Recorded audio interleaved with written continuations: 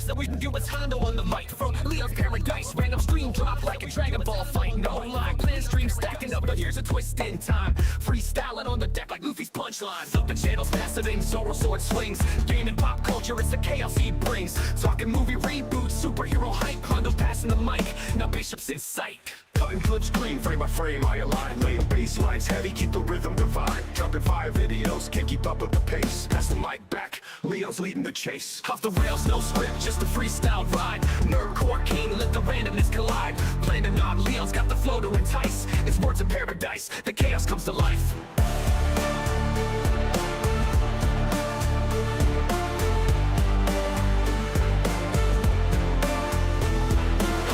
No script, just a freestyle ride. Nerdcore king, let the randomness collide. Planning on Leo's got the flow to entice. It's words of paradise, the chaos comes to life.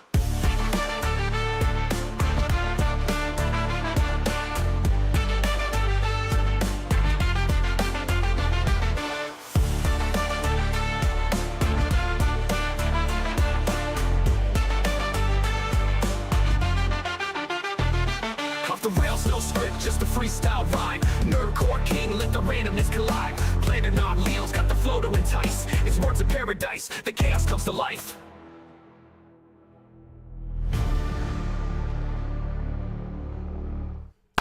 Welcome back to the lunch hour. How are all you vital idols doing? First things first, we gotta address the elephant in the room. Yeah, apparently the stream got set up for 1 a.m. instead of p.m. this morning, so there were several of you in here waiting and sending messages like, yo, when's he going live? Why does it say it was the lunch hour? Rest assured, if you ever see a thumbnail for the lunch hour, it's supposed to be 1 p.m. But needless to say, that was my bad. So yes, anyway, welcome to the lunch hour. Speaking of, hopefully you guys are having a fantastic Wednesday. Something for me to just sit here and guide you through. Maybe out at a restaurant on the work break. Maybe you're at home because you're lucky you get to work from home. Maybe it's 5 a.m. for you because you're in some part of the world that's not the best part of the country, you're America. So, point is, wherever you are, hopefully I'm going to get you through this lunch hour nice and smooth like. So, let's see who all is in the house. Let's see, we got the post-wall Karens. How you doing? Little Miss Anonymous saying, oh, wait, there it is. There's saying, Meowdy. How you doing, LMA? Daxonar is in the house. I know I'm reading ones from last night or really early this morning, depending on how you look at it, but it is what it is. I gotta give everyone the props. Kalika Gamer is here. Gravestones says Leon Fall In. Well, again, like I said, that was probably from last night, so yeah, my bad. Serranos is here. He's the one that hit me up last night and was like, yo, you scheduled this wrong. So, definitely a mad shout to Serranos. Thanks. Daxner hit me up as well. Scooby Pup, Generally U's Review. Markiplier is literally the idea of being unproblematic was as a person. Yeah, we'll definitely get to that. Piranha Powder's here. Let the like while I'm working through lunch from now. Working through lunch? Oh no, that is a tragedy. I am terribly sorry to hear that. Well, hopefully you find yourself in a position where if you can at least have this on in the background and this smooth and silky voice, and by that I mean my autistic screeches, will help you through it. Xavier's in the house. Xavier, how you doing? C Brew is here. What up, C Brew? Neon Earth. Wrestling's been fucked for a while. People talking wrestling and wrestling. I don't know. I actually almost did a video on wrestling day. I almost did a video on people throwing a fit about Brock Lesnar being back, but I decided to go with something else instead. Anyway, yeah, we can talk wrestling. Wrestling's pretty goddamn great. St. Hugo is here. The abomination known as AJ is here. Matt Stanford. Look, I gotta address this one. He says, I feel a little underdressed with the gray in my name. Well, it's funny you say that, because if you feel underdressed, there's a real easy way to fix that, and it's just to become a member. $4.99 a month. You can do it. You can join the Discord with that. And it can be a one-time thing. You don't even need to keep it around. But yeah, if you feel underdressed, if you don't like the gray, you want to become a green, level up from that filthy gray, that's what you could do. Or maybe if you ask real nice, someone will donate some memberships, and you'll get sniped. Either way, thank you so much, Matt Stanford. Thank you for allowing me to just walk right in to a seamless plug. You absolute legend. How you doing, Matt? Let's see, who else is doing? Oh, Grave, it's your birthday. Happy birthday, Gravestone. Let's get you. We'll start off look, normally these long clips are designed only for those that donate certain amounts, but since it's your birthday, I want to bestow upon you happy birthday with some horsecock. Horseman's great. I'm digging horsecock. Is your cock a horse cock? You will never hear me saying nay. Ooh, as I make more. My favorite stallion I keep in my top drawer kinda goes hard though. Cause there is no cock like horse cock. Send your asshole into shock and eat horse.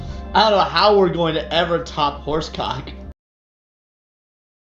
There you go. Happy birthday to you. Sergeant Guillotine's in the house. How you doing? Killer Gamescast. Yup, work from home and literally lunchtime. And see, that's why I do these streams. Every Monday, Wednesday, and Saturday, baby, is the Leon Lunch Hour. Specifically for those in a predicament such as yours. Because let me tell you, that's how I was for so many goddamn years. Sketch is in the house. How you doing, Sketch? Diz the Jizz is here. That says I'm a broke bitch. Hey, I understand, homie. I understand. Benji a la carte. And you know what? That is everyone. Guys, let's get into it. We got a lot to cover today. We got some collective shout nonsense. We got the Markiplier nonsense, which I know literally nothing about. I saw some folks talking shit on X, and I know nothing about the situation beyond he like invested in some AI company or something. I don't know.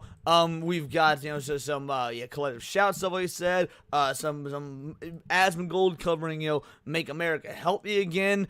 People, of course, it's not just all my picks. A lot of you guys threw react requests in the in the Discord, so we're gonna get to. I've got at least 2 videos from you guys' react requests. So first things first. Let's go ahead and get into this one. I told you guys I'm starting this new thing where the first reaction I do from every video or for every stream is going to be one from a friend or a buddy. So we've got this one from Hypnotic covering the the collective shout stuff, which hopefully everybody in our circle continues to cover because it is absolutely necessary. It is arguably the most important story in gaming, not just right now, but one of the most important stories in gaming in a long time. So yes, collective shouts as men wanted NSFW games censored.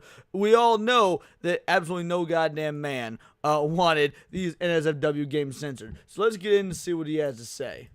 All right, ladies and gentlemen, so in today's video, we are going to be going over an entire, complete, obvious damage control story from NCOS. NCOS is one of the organizations that we have been covering that is running amok with collective shout that are advocating for the censorship of content that is legal, right? They're advocating for the censorship of legal content. But of course, because these groups have to maintain their public image, they are putting out their version of damage control, which is exactly what... Oh no, large companies and corporations and NGOs and any organization that is an acronym or initialism trying to twist history and give us an alternate version of events that is their story and it should take precedence because they're the ones with the money and the power instead of, you know, listening to the little guy, the customers, the consumers, the fans. What the twist? This is. It says hundreds of R-word and incest games removed from Steam, and it says a gamer's perspective. Yes, we are totally about to get in this video a real, legitimate, 100% valid gamer's perspective. Okay, would you guys believe me if I said I was not aware of this? This story is new to me. I know the collective shout stuff, like, there's so much of it from so many different angles. Like I covered a collective shout thing today. You know, if you guys saw it before the stream, I'm sure Hypno has done another one today. So like, there's so much going on in the realms of this collective shout stuff that we're all gonna miss stuff. We're all gonna cover different things from different angles. So I wouldn't be reacting to this if I didn't know. Well, I guess I would still react to it if I knew the story. Maybe I would just want someone else's thoughts or opinions. But the point is, this portion of the story, this in-coast and a gamer's perspective, this is all new to me. So I'm learning here. You guys might beat me to the punch on this one. Let's see. And yes, Savvy has been destroying collective shout on Twitter. Why censorship is probably good, most likely, right? Because they're not going to put someone here who is going to advocate against them. They're going to put someone here who's going to advocate for them. What gamer out there do you know is going to say, yeah, censorship is amazing, right? It's the best thing ever. No, they're getting activists, and they're getting activists that are pretending to be gamers. So let's talk about it.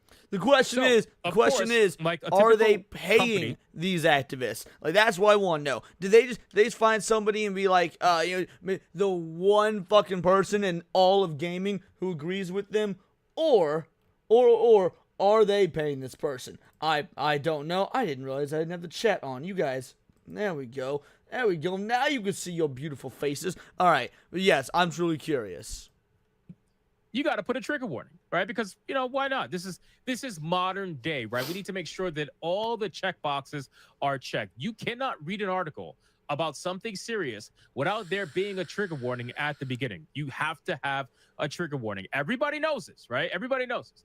So then it says in a quoted paragraph, I didn't have to provide any ID or anything to verify my age. It's interesting how you are suddenly bringing up ID verification to verify your age when it comes to gaming, as if this was something that has been happening for a long time, when truthfully, it's only something that's being discussed right now because of all the governments of the world pushing this age verification nonsense, right? But anyway, let's pretend like that's not the case and see some of the worst pornographic, sexualized torture of women I've ever seen.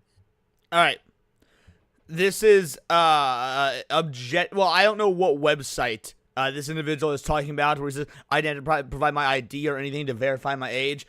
Yeah, dude, this stuff is default turned off on Steam. NSFW content is turned off on Steam. You do have to verify your age. They have to send you a verification email. Now, that's easy to fake, sure, but you do have to do all that verification. And yeah, you do get to do it without showing an ID. Why? Because that is absolutely an invasion of privacy. But again, that's neither here nor there. The point is, out the gate, he's lying in terms of verifying his age. You do have to verify your age. You just have to do it in a way that doesn't, rely on showing ID.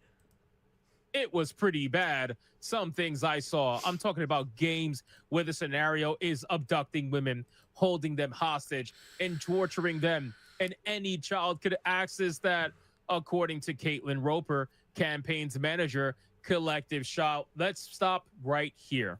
Let's stop right here, okay? The reason why you didn't have to verify your age or your ID or anything, which, by the way, complete and utter BS, because everybody knows that if a game is marked a certain way, either it's M-rated or, NSFW, porn, sex, whatever, everybody knows if you're on Steam, what do you have to do before you can view the page? Bingo, bango, bong. Exactly what I already said. You have to enable that yourself. So this guy clearly had to do that, or he's outright lying about this story and this situation. Honestly, I'm banking on the second one. We got St. Hugo, member for 6 months, you absolute legend. Global Online Safety Regulators Network, GOSORN, hosted by eSafety Australia, also founding member alongside UK's Ofcom, Ireland, Fiji, nowadays more. Well, look at that interesting piece of lore drop. You love to see it. That content is on. You have to put your date of birth, which is age verification, motherfucker. So very clearly you are lying. That's number one. Number two, everybody knows that for you to see this kind of content on these platforms, you, especially Steam, you have to go into the Steam profile, your own Steam account, and check off the NSFW games, which, by the way, it's like hidden amongst many menus. It's actually kind of annoying to find. Now, to this gamer's credit, they didn't specify that it was Steam they were talking about. Yeah, whatever. Fucking cope. But once you find it, you have to check it off in order to actually see it. So not only do you have to check off that you want to see this content, disproving this whole anybody could see it, including kids, any child could access that, but then you also have to put your age after you check that off when you go into the store page for that content. So again, it is unbelievable that these people are straight up just lying. They're like, man, you want to know the hilarious thing about this? Y'all want to know the funniest thing? I didn't think about this until just now. This hasn't been brought up on SNH. This hasn't been brought up to my knowledge in any of Hypno's videos or any of us in this circle that are covering this. You know what has not been talked about? The Switch. Not the Switch 2, but the OG Switch, which look, I've heard recently that like there was a crackdown that came from Nintendo themselves. This is actually before the collective shout stuff went down about they're going to start limiting the NSFW stuff that was there prior. But like the Switch had so many NSFW games in its like download only section when you go to the Switch Online. Like I was flabbergasted when I read about the amount of porn games that you could just fucking get on the Switch. I'm curious why it's only Steam and itch.io. Is it because they're PC based and not even more, is it because they're American based? I don't know if itch.io is American based or not, but Steam absolutely is. I wonder if they don't have this level of like access in Japan. I'm not sure. Dude, the Switch hasn't been mentioned at all, and it had, again, a surprising amount of NSFW games. Literally lying to everybody who reads these articles. But anyway, let's continue. This is only the first paragraph, and we already caught them in 2 lies. But anyway, recently our friends, we're calling them friends now. Now we're calling them friends. Over at Collective Shout in Australia, celebrated the success of their campaign, urging the removal of nearly 500 of these games from the video game platform Steam and itch.io. These games allowed the player to act out explicit acts of violence, R-word, and incest against women and children. Again, you keep saying children. You haven't provided a single example of what game allowed you to do this to kids that was on Steam or that was on itch.io. You never once provided any examples of this. You are only continuing to say it. Guild Games Cast says as an indie game dev, I'm guessing it's a move to screw over indie devs or competition. Do you mean in regards to Nintendo tightening their NSFW stuff with the Switch too? I'm not sure that's what you mean. In the hopes that people just believe you at face value. So this is just typical behavior from certain groups like this. The fact that these games have been removed is such an incredible victory, which NCOS unequivocally celebrates and commends. Yeah, do you mean like how you unequivocally celebrated cuties? Same with Collective Shout, which, by the way, now you guys are like... See, Style Mile says, not gonna lie, it's wild making games like this. Here's the dealio. I don't disagree. I don't disagree at all. Look, if there was a game that its main point is like fictional rape or incest or whatnot, your boy ain't gonna play that game. I'm sorry, that's not my fucking cup of tea. That being said, it is a 100% legal thing, and to be able to censor that and say we're going to decide what you can and cannot spend your money on when it comes to a product that's legal, that is inherently a problem. Whether I like the games or not doesn't matter. I don't like LGBT shit. If I'm being, y'all know me. Like, I don't like fucking LGBT shit in Walmart. But guess what? As long as it's not in the fucking kids section, as long as it's not being shoved in your face or advertised and like playing right there view for kids, by all means, I'm all right with Walmart selling that shit.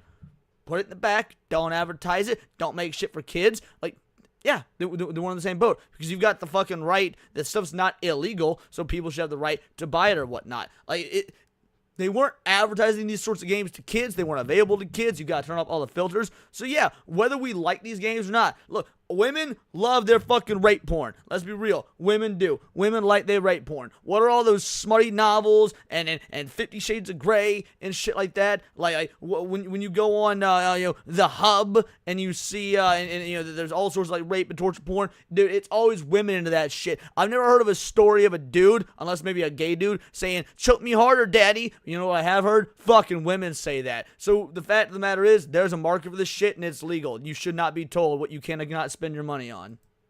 Pretending like you didn't do that. Now you're all deleting your tweets, celebrating cuties as a massive victory. Now you want to pretend like it's condemnable. Interesting. At the same time, this incident has sparked a surprising amount of controversy and mixed reactions. Oh, it's not mixed. The only mix that is part of this reaction is from you guys. Everybody else seems to be on the same page. Even the wokies are on the same page. As both a gamer and an advocate against sexual violence, I believe I have a unique perspective. Schizosaurus? Who is I? Who is I? It says by Encos. Who are you? Wait. I believe I have a unique perspective on this issue and could speak to the various concerns raised from both sides.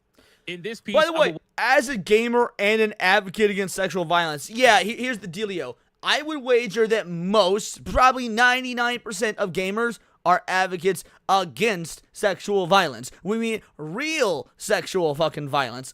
Actual violence against women, children, humans in general, because while they're all about women and children, I don't like the idea of a dude getting butt fucked either. So needless to say, yeah, we're pretty much all, I would hope, advocates against sexual violence. But here's the dealio. Video games are, wait for it, motherfucking fiction. Yarnwitch raid, how you doing? Thank you so much for the raid, Yarnwitch. Truly appreciate you, you beautiful bitch. Everyone make sure you sub to Yarnwitch. She's amazing.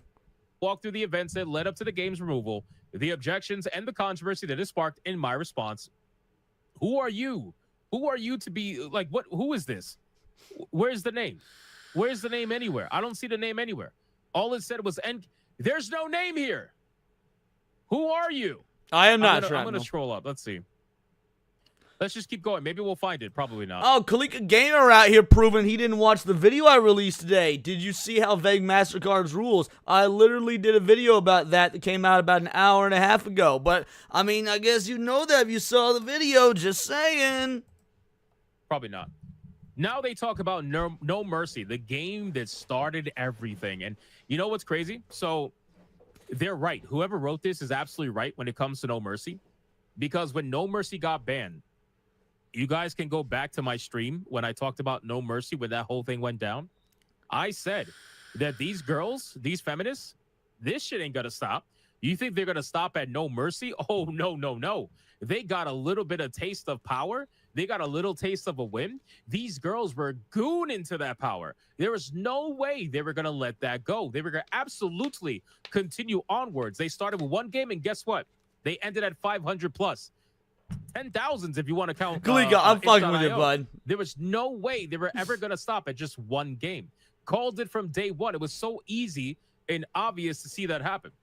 But anyway, this all began with No Mercy. The game allows players to assume the persona of a man who R-words his female family members with a self-proclaimed huge focus on incest and male domination. Back in March of this year, a male gamer notified... Oh, come on, bro. Come on, bro. Oh, man, not the male feminist arc. Is this what we're doing? The male feminist arc? This is the... Oh, man, talk about the anime betrayal arc that's...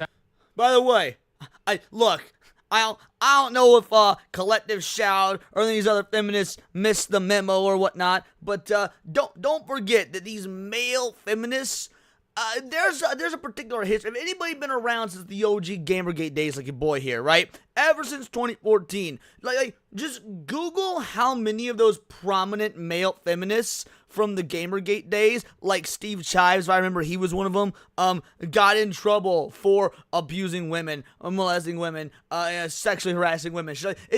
It's always the male fucking feminists. Remember, those that have, those that are the loudest have the most to hide. So I good goddamn guarantee you, homeboy here, if he's a real person, because like Hypno's saying, there's no fucking name attached to this, but probably got some skeletons in his closet. Just saying. Happening right now. A male gamer notified Collective Shout about the game and began sending emails to Steam requesting it to be removed from the platform. This prompted Collective Shout to invite supporters to email Steam urging them to remove No Mercy. 3,000. They're gonna come for horror games before they come for shooter games, Kalika. And to this end, Steam did not respond. Good. They shouldn't respond to you. You're fucking useless. Because of this inaction, Collective Shout then organized a petition for the removal of the game from Steam. 70,000 bots signed this petition, yet no action was taken. Ultimately,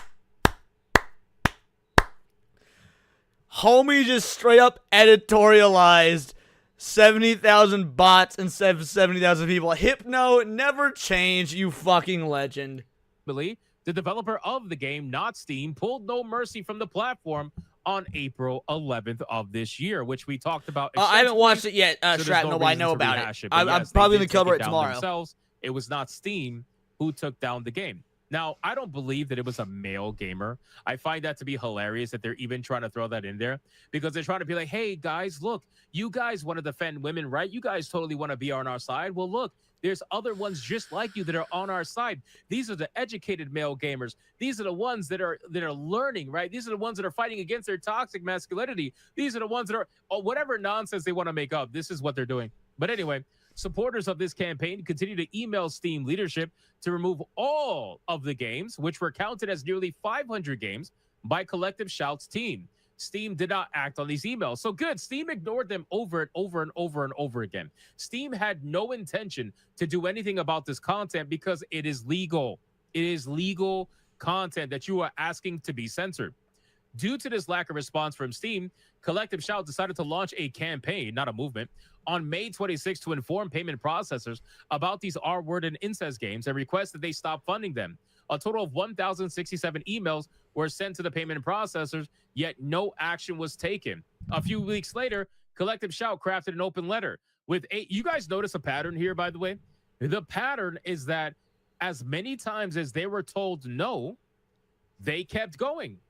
Now, aren't these the same? They never fucking quit. And that's why we don't quit. You always is like, oh my God, Leon, for the last 7 streams, he's always talking about Collective Shout. Like, of his last 5 videos, 3 or 4 of them about the Collective Shout situation. Or maybe not Collective Shout themselves, but about the censorship and gaming situation. Like, yeah, because they clearly don't fucking stop. 1,067 emails were sent, and they kept going. They don't stop. So we cannot afford to fucking stop. And I don't mean we as in gamers, mind you. Like gamers, of course, gamers are part of it. But we as in people that value free speech, and beyond free speech, just fucking freedom. Because again, this I say it every stream, and I will continue to say it. This goes beyond just, rape and incest games. It goes beyond porn games. It goes beyond censorship and gaming. It comes down to these companies having the power to shut off your fucking money for legal products. Maybe it's rape and porn games today, but we already saw, especially if you watched my video earlier, they're just coming after regular-ass M-rated games now. And what happens when it comes after just regular everyday purchases? From rated R movies to the food you buy, if they have the power to shut your card off for legal purchases, they have the ultimate power, beyond that of any government. So yes, everybody should be on board with fighting against this. Everyone. Women that like to preach that no is no? Whatever happened to no is no? Does no is no longer apply when it's something that you want? Right? But you're the first one to say no is no. No means no. Whatever the hell you want to say. No means no. Meanwhile, these people told you no multiple times, and you still kept doing it. You still kept doing it. So no clearly doesn't mean no, at least not according to these women, when it comes to something that they want to take advantage of. It's absolute hypocrisy.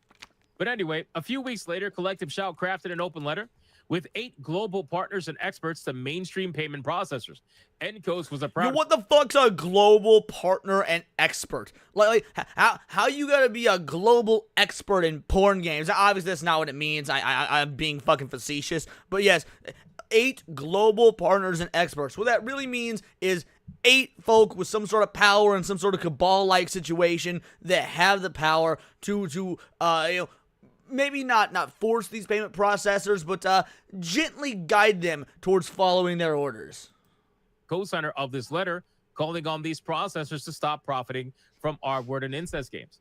These games endorsing men's, by the way, again, not even men's, because a ton of women play these games, okay? We know of a bunch of female gamers that absolutely play these games and then some.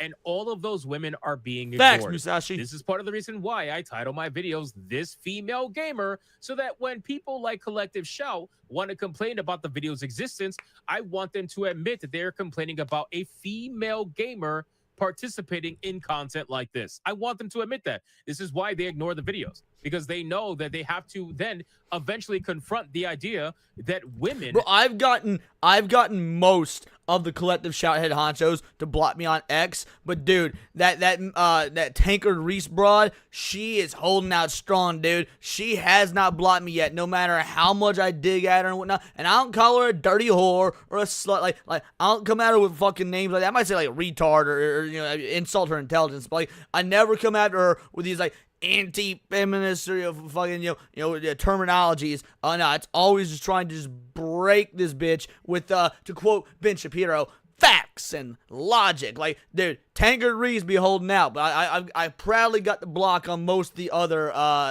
Collective Shout bitches. Absolutely partake in this content. They do.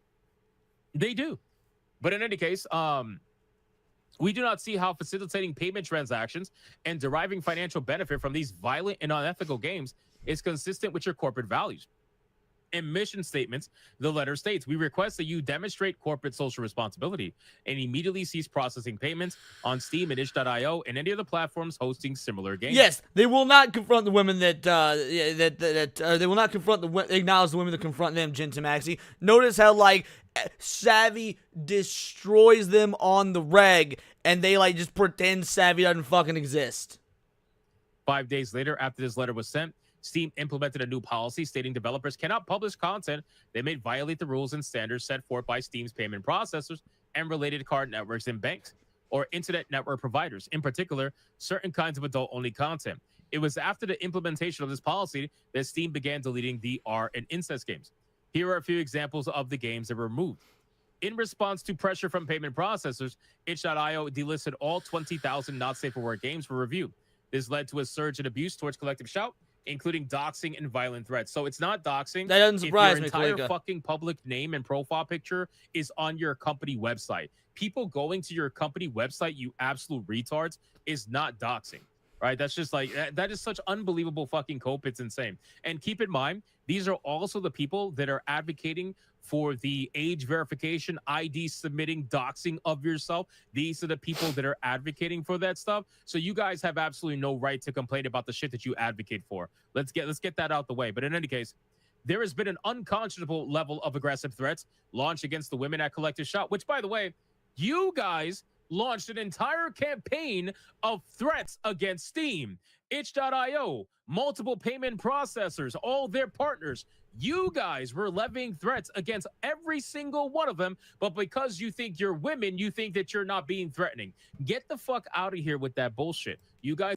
Hot fucking take. I don't give a fuck if people threaten them and whatnot. I'm not gonna do it or what. I'll be real. Like, I'm gonna try and eviscerate these dumb hoes with, again, like, logic and facts, just blow holes in their arguments. But I'll be real. The internet's not fucking real, guys. The internet's not a real place. If someone writes on X, you know, oh, I'm gonna murder this motherfucker, 99 times out of 100, 999 times out of 1,000, they're just saying dumb shit behind the anonymity of the internet that they would never fucking say in real life. Like, I don't take online threats seriously in the fucking slightest. And I've gotten some pretty fucking wild DMs. Like let me tell you, I've gotten some wild DMs from motherfuckers that don't like my content and whatnot, saying some egregious shit.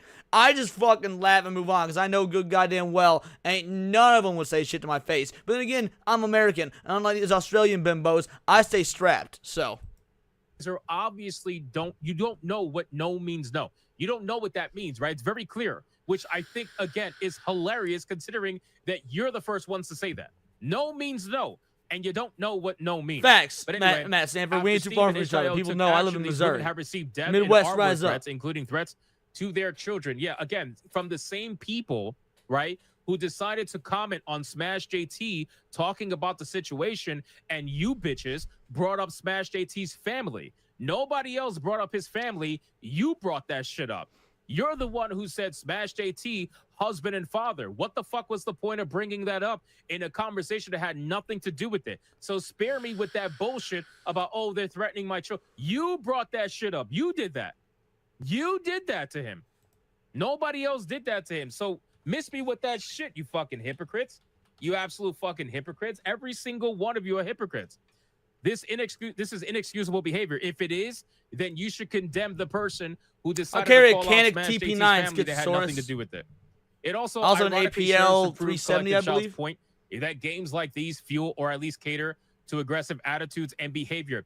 I would argue that an aggressive attitude and behavior is when somebody is being told no and they don't stop. Wouldn't you argue that? Wouldn't you argue that? Because I'm pretty sure I've seen you argue that, right? When it comes to sexual abuse, well, it seems like you guys don't know what the fuck no is. It seems like you guys are practicing aggressive attitudes and behaviors. But again, because you have an actual vagina, I suppose, even though it's a little bit dusty and hasn't been used in a while, that, I Kalika. suppose Fuck that you guys think that you're above all of that, you know, approach, I suppose. Nothing merits the kind of blatant harassment, which you have done, threats, which you have done, and blackmail, which you have done to try to get your way against the payment processor that these people have sent to Collective Shout. The content that they have sent these women includes some of the worst statements I've ever seen in my life. In response to the backlash, Caitlin Ropich stated the intention is to make us frightened, to make us fearful, and to get us to shut up. we're not going to be threatened and bullied out of advocating for women and girls. So, but you're okay with threatening and bullying people out of advocating for what they want to advocate for. Interesting. Interesting how that works. Responding to concerns from the gaming community. Oh, yeah, let's... By the way, there are no concerns from the gaming community. You want to know the concerns from the gaming community? How the fuck do these bitches got the power to contact these payment processors and have them bow and kowtow to their will? That's the concerns from the gaming community. And by the way, the answer is obvious. Because they're the puppets, not the puppet master. I say it every string, and I'll continue to say it. Because collective shout is a front for some sort of either government entity or, even worse, world government entity that does have the power to strong-arm these payment processors. But again, that's just me with my tinfoil hat on. See this. This is totally not a gaslight. Some in the gaming community expressed concern that this could lead to the censorship of other games, such as ones displaying violence or LGBTQ themes, which, by the way, they already have. Like, I literally said earlier, you know I don't fucking fuck with that LGBT shit. I believe it or not, your boy ain't a fan. But you know how many of the games taken down were LGBTQ games or violence? What do you mean? Oh, there's really no comparison to generally violent games. These broads managed to get Grand Theft Auto 5 taken off store shelves back in 2014. Now, I don't like the Grand Theft Auto games. Well, I don't like 4 and onward, you know. Grand Theft Auto on the PS2, man, that's some glory days shit. That's some good shit. Like, GTA has not been the same since the PS2. So guess what? I probably won't be getting GTA 6. I don't like GTA 5. I like GTA 4. But does that mean I want censored? Fuck no. People that like those games like those goddamn games. So them to say there's really no comparison, clearly to you there is, because you managed to get them taken off Target and Kmart store shelves in 2014, you dumb lying bimbos. There's already been confirmation that LGBTQ games have been taken down. I literally talked about a horror game called Vile Exhumed that was made by a female developer that wanted to talk about misogyny and sexual abuse in her own way by creating a mostly text-based video game that talked about the subjects. And because of your new policy, it got taken down. You guys got a female developer's game taken down because you didn't agree with the sentiment and you thought... I did not know Exhumed was made by a female gamer. I'm gonna be real. I did not know Exhumed was made by a female gamer. Interesting. Thought it was a male-oriented video game, you absolute morons. But it says, but there is really no comparison to generally violent games or LGBTQ content, and this violent and hateful content targeted at women. So let me get this straight. If there was a furry game, let's just say an LGBTQ game, let's say there was an LGBTQ game that featured incest or R-word, you're not going to take it down? Really? Really? That's what... And let's be real. Look, I've never played a furry game because your boy ain't a furry. In fact, watch some of my videos. I've got some reacting to furry shit. I find that stuff fucking disgusting. But I don't know how much y'all know about the animal kingdom. But most sex in the animal kingdom, so far as I'm aware, ain't considered consensual by our human standards. So I would imagine a lot of furry games probably got some rape in there. You want us to believe that you're not going to take it down because guess what? You're full of shit. You already took it down. There's so many examples of those games being taken down, and yet you want to sit up here and say that, oh, it has nothing to do with violence or LGBTQ. You have taken down violent games, and you have taken down LGBTQ games. You've already done that. So you can't sit up here and say you're not going to do it when you've already done it. Games like No Mercy encourage players to sexually torture every female character and rewarded them for doing so. It was promoted with language that become every woman's worst nightmare. My colleague, Lily Morick, proposed an interesting thought. Correct, Mr. Kruger. You realize that statements like this are pretty much in almost Cougar, every dark fantasy book that women goon to nonstop. Do you realize that? Do you realize that? You guys are fucking...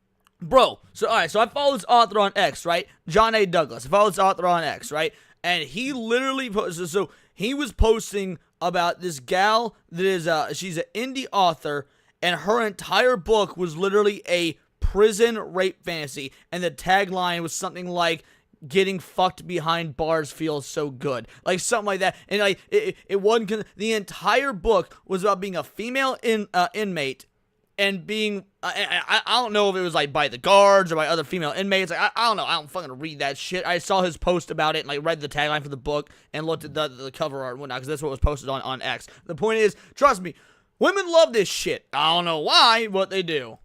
Hypocrites, man. I swear to God, this like moral policing nonsense is such bullshit.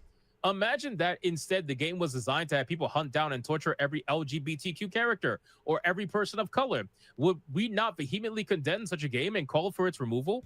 Why then should it be different if the game's target is women? Well, I wouldn't. In fact, so let's talk about that every person of color one. There is a famous game. I don't remember the name of it off the top of the head, but it was a video game that was actually it was made by the KKK. Like it's a short indie game the KKK themselves developed, and it's 3 levels, and every level. So you start off, you're hunting down all the blacks. Second level, you're hunting down all the Middle Easterners, and third level, you're hunting down all the Jews. And if I remember right, like the final person you have to kill was the, at the time, Prime Minister of Israel. Not Netanyahu, the guy from before then. Like, and that game was banned. It was banned from store shelves. Like, you could still get it, like, directly from their website. But, yeah, like, no, I don't think that game should be taken down. Is it fucked up? Is it not? Yeah, absolutely, that shit's not okay. But should it be taken down?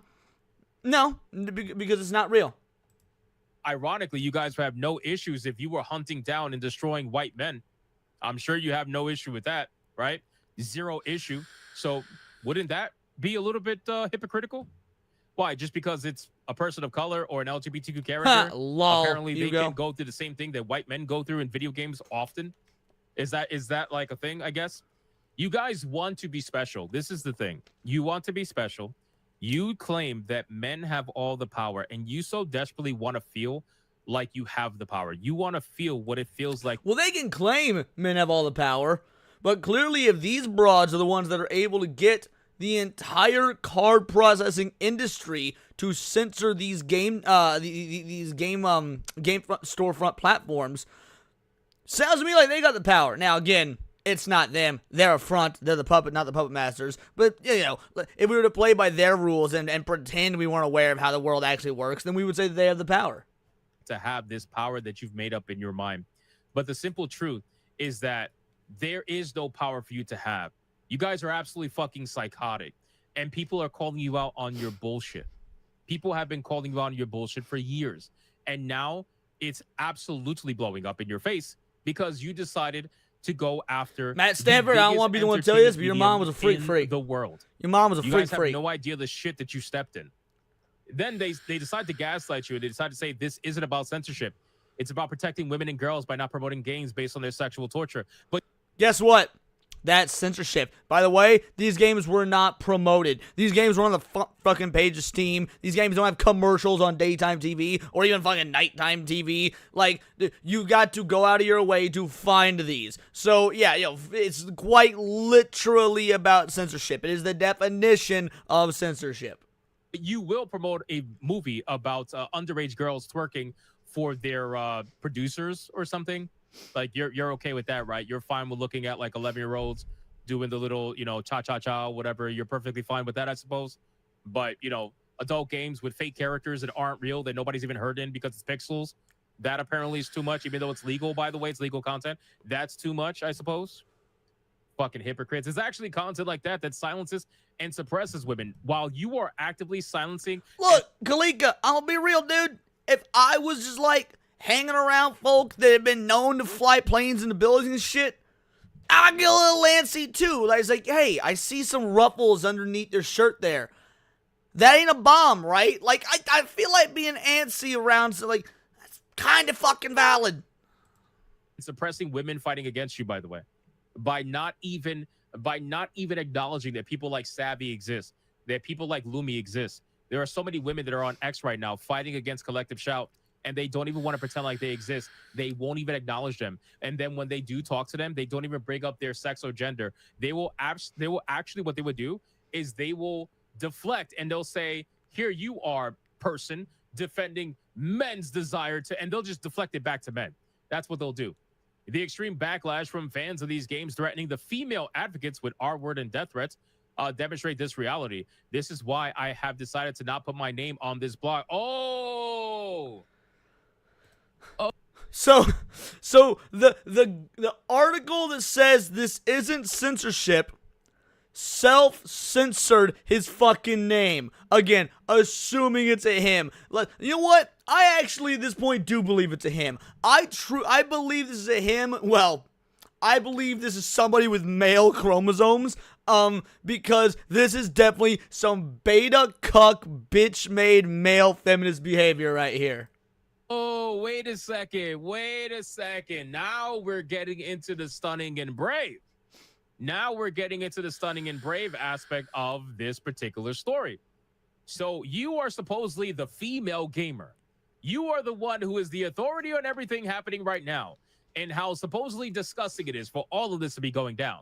And you're the one trying to tell the real story about all of this. But you don't even want to put your name on it. Okay. I guess. I understand. No balls, you won't. I understand. I get it. Listen, you're allowed your anonymity. No problem. Perfectly fine. But now we know that the likelihood of this being fake is astronomically higher. Now we know they have gone after Victoria's Secret in the past, Clicker Gamer. I don't know if you know that or not, but yes, Collective Shout has gone after Victoria's Secret in the past.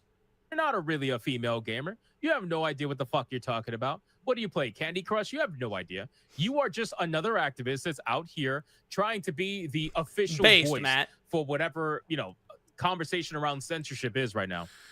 R-Word Games places a user as the rapist, enabling them to virtually abuse another character, turning them into an active participant, arguing that removing the R-Word Games will somehow lead to the censorship of all violent or LGBTQ content is a Chicken Little argument.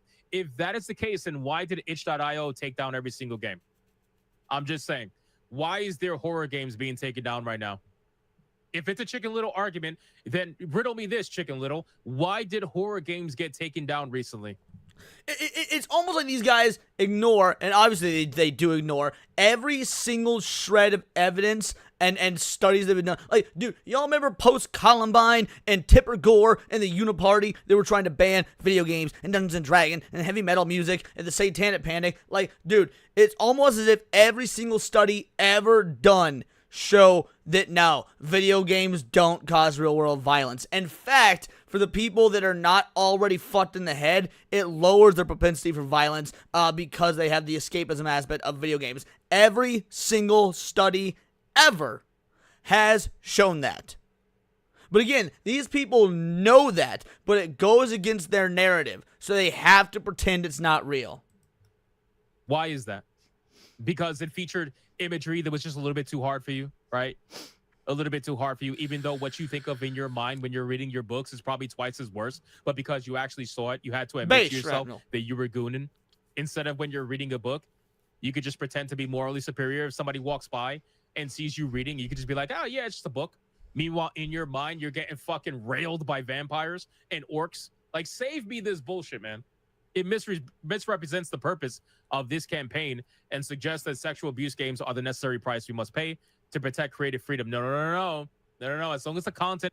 It is, actually. To be fair, I don't know what Henry was going to say because he said no, but it is. Like, these sorts of games are absolutely integral to protecting freedom of expression. Like, again, whether you like them or not, you should agree with the freedom of people to have that choice. Again, I do not, as an avowed Christian man, believe it or not, I'm not a fan of Islam. I don't particularly care for the religion of Islam.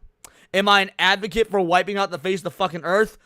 No, because I also believe that the people have the freedom to choose whatever religion they want to choose, and hopefully they see the light and come to God and stop raping 9-year-old girls as that religion so often is one to do. But that's just me. Is legal, then that is all that we need to know to protect the creative freedom of people who want to make certain content. Just because you don't want to participate in it, and let it be known, I don't participate in these Gooter games, that's not what it's about. It's about the simple truth that we have already seen, that it's not just about the Gooter games. You will go past the Gooter games because if you are given an inch, even if it was just about the Gooter games, even if they truly did stop there, which we know they're not going to, they never do, but even if they did stop there, that would still be objectively wrong because these people have the power to turn off your money for legal products, and that alone is worth fighting against. You will take the entire planet. That is the problem. And we all know it. We all see it coming. It's already happened. And this is why people are fighting against you. Most of the people fighting against this shit don't even play these games.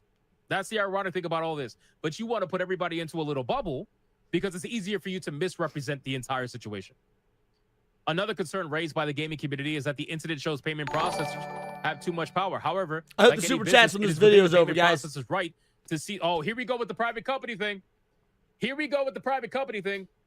It is within the payment processor's right to see supporting content that harms their brand, violates policies, or increases liability. No, it isn't, or at least it shouldn't be. Due to the fact that these payment processors need to operate as a utility.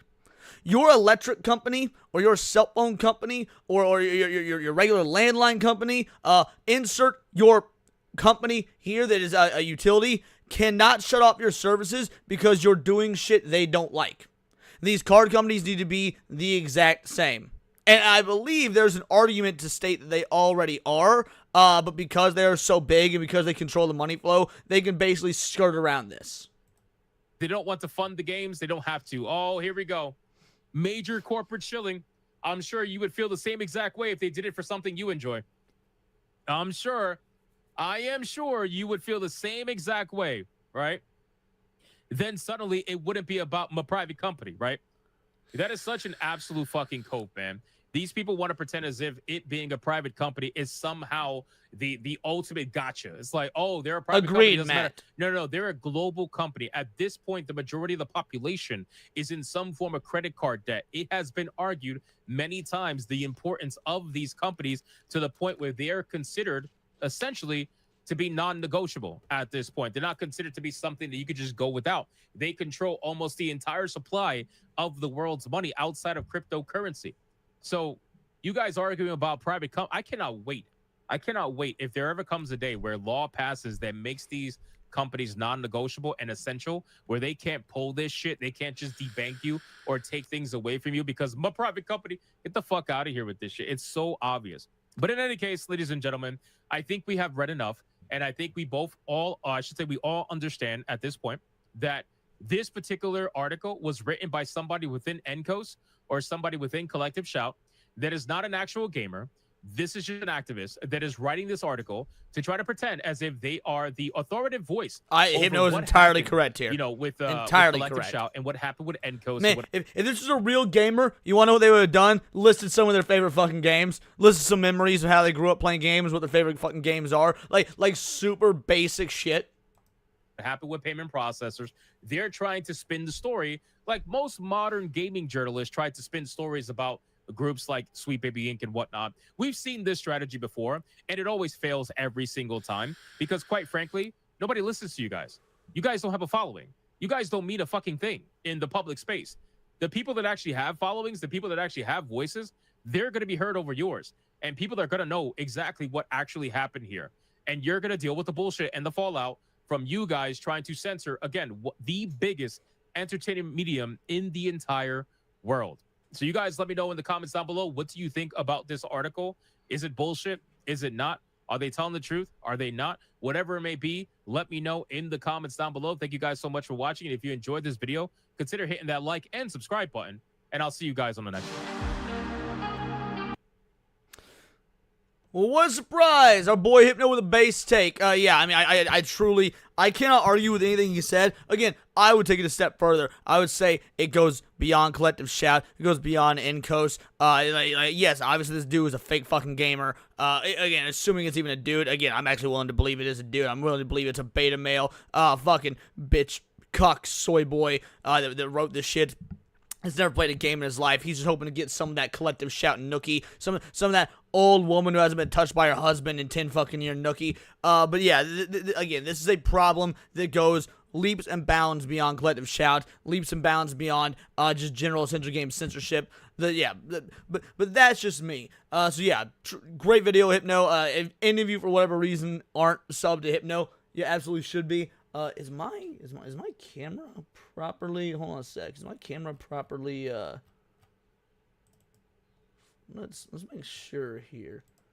It's not. My camera's fine. Man, that's good to know. Let's fix that real quick. There we go. Fix that. There we go. Sorry, my camera quality was jacked up, and I didn't even know that. Anyway, we're back now. UAF Omega for a two-banger says, what happened to your hair? Stop it. Well, first of all, this is for you two-banger. Now excuse me while I harass someone for having pronouns in their bio. Bingo, bango, bongo. Thank you so much. Yeah, dude, I sold my hair in a ponytail. Here's the dealio. It's grift time. In between every article/video today, we're gonna grift. You know, because your boy needs to make sure we hit them numbers and whatnot. So first of all, don't forget that anytime we hit $100 in one of these afternoon streams, we will be doing a watch party voted on by you guys in the Discord. And on top of that, let's also say that, you know what, if you want me to put my hair down, long hair, don't care, we got to hit $50. That's what it is. So you know what, we got UAF Omega putting us on the road there, 4% of the way there. If you want your boy to let its hair down, we're going to have to hit a goal. That's, yeah, grip, exactly. That's going to be the new daily grift. Your boy you're going to show off his long, luxurious locks unless we hit certain goals. So, yeah, make sure y'all be hitting some numbers. YouTube keeps deleting comments. Make sure that you're set to live chat and not the standard chat. What's it called? Top chat, which is what it defaults to. I don't know if YouTube is deleting comments or not. If they are, it wouldn't surprise me at all. It's fucking YouTube. But yeah, make sure you guys set the live chat, because the live top chat will automatically censor. Live chat usually will not. So we're gonna move on to this next piece of information, which is still in the same vein of the Collective Shout. Australia just made the internet more dangerous. Now, for those of you who don't know, Collective Shout, Australian company. Again, I don't know what the context is here. I just know that Hero Hey puts out good shit. I've been watching him for years, like nearly a decade now. So, yeah, let's see what he's talking about in terms of making the internet more dangerous. If I had to wager a guess, probably about the idea of having to, put forth your ID and say, yeah, required to ID in order to use Apple and Google Maps. All right, yep, doesn't surprise me. All right, let's keep going. More disturbing in all the recent regulations. Yep. So things are getting even more disturbing in all the recent regulations that various governments are trying to enact on their people to enable them to remove your anonymity online and track what you're doing, demanding you to submit things like facial scans, banking information, credit card information to use websites. And this seems to all be getting rolled out and very quickly escalating more and more. And this is another example of that right here. Breaking. Senator Roberts reveals e-safety commissar has required from December 2025 that Australians be required to ID in order to use Apple and Google Maps. So no, this is not about stopping children from accessing adult websites. They are, according to this, requiring Australians to submit their ID to use Apple and Google Maps. Bro, this is sickening, and because here's the dealio. Google already be tracking your ID and shit. Google already be tracking, where you're going. If you're using Google Maps or any of your Google services, you've got your location turned on. That shit is already being tracked, but it's being tracked by a third-party company. And then typically, now let's say you were doing some illegal shit. I can only speak to how it works in the U.S., mind you. Let's say you're doing some illegal shit, or you're suspected of doing illegal shit and whatnot.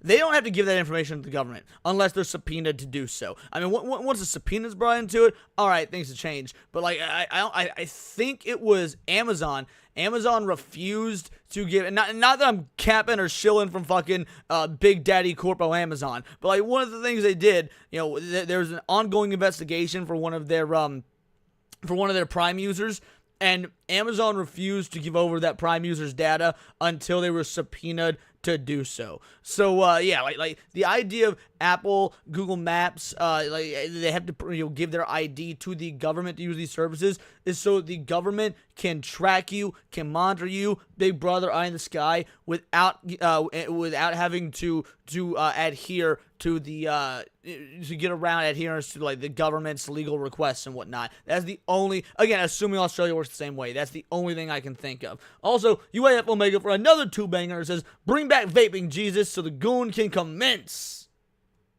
That's stupid. You're stupid. Stop being stupid. You're not actually being stupid. I have no idea what you mean, but I appreciate the two-banger, UAF Omega. Let's keep going. Y'all need to follow in UAF Omega's footsteps. He knows what's going on. Giving government real-time location tracking as well as Oh, that's right, Matt Stanford. Yeah, Apple told the FBI to fuck off when they tried to force them to create a backdoor to iOS. You are correct. I forgot about that. live user verification via camera for access. And so in the 5-minute clip that we're about to watch, we have Senator Roberts in Australia essentially calling out the commission who's trying to put forth these regulations. And he does make some good points, in my opinion, which you'll see in just a Wheelchair second. Wizards? Someone send that information to Wyra and It's also Bly. just funny seeing the e-safety commission getting called out like this. You can tell that there's sort of people who would like not like being called out like this, right? They want to control the agenda. They're probably not happy with this guy coming up here and saying the stuff that you're about to see. I guess without further ado, here's the clip. Roberts. Thank you. And I thank Senator Babette for this motion, which One Nation supports. In the recent election, One Nation campaigned against government overreach. The Internet Search Engine Services Online Safety Code for Class 1A and 1B material is a textbook case of government overreach.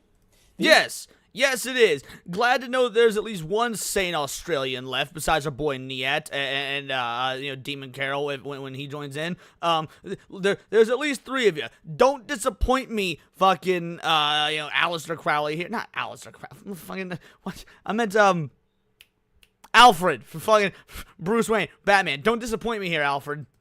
Safety Commissar rejected the original code from the search industry, which was based on their knowledge of what was technically achievable. Instead, her office produced their own mandatory code with stronger provisions, which are seriously flawed. The code is designed to regulate the search industry to stop children accessing harmful... All right, bearing the sugar tits. Fair enough. I watched a sugar tits video for the very first time, actually on stream yesterday. It was terrifying. I didn't know they were Australian. I just knew the Shia accent.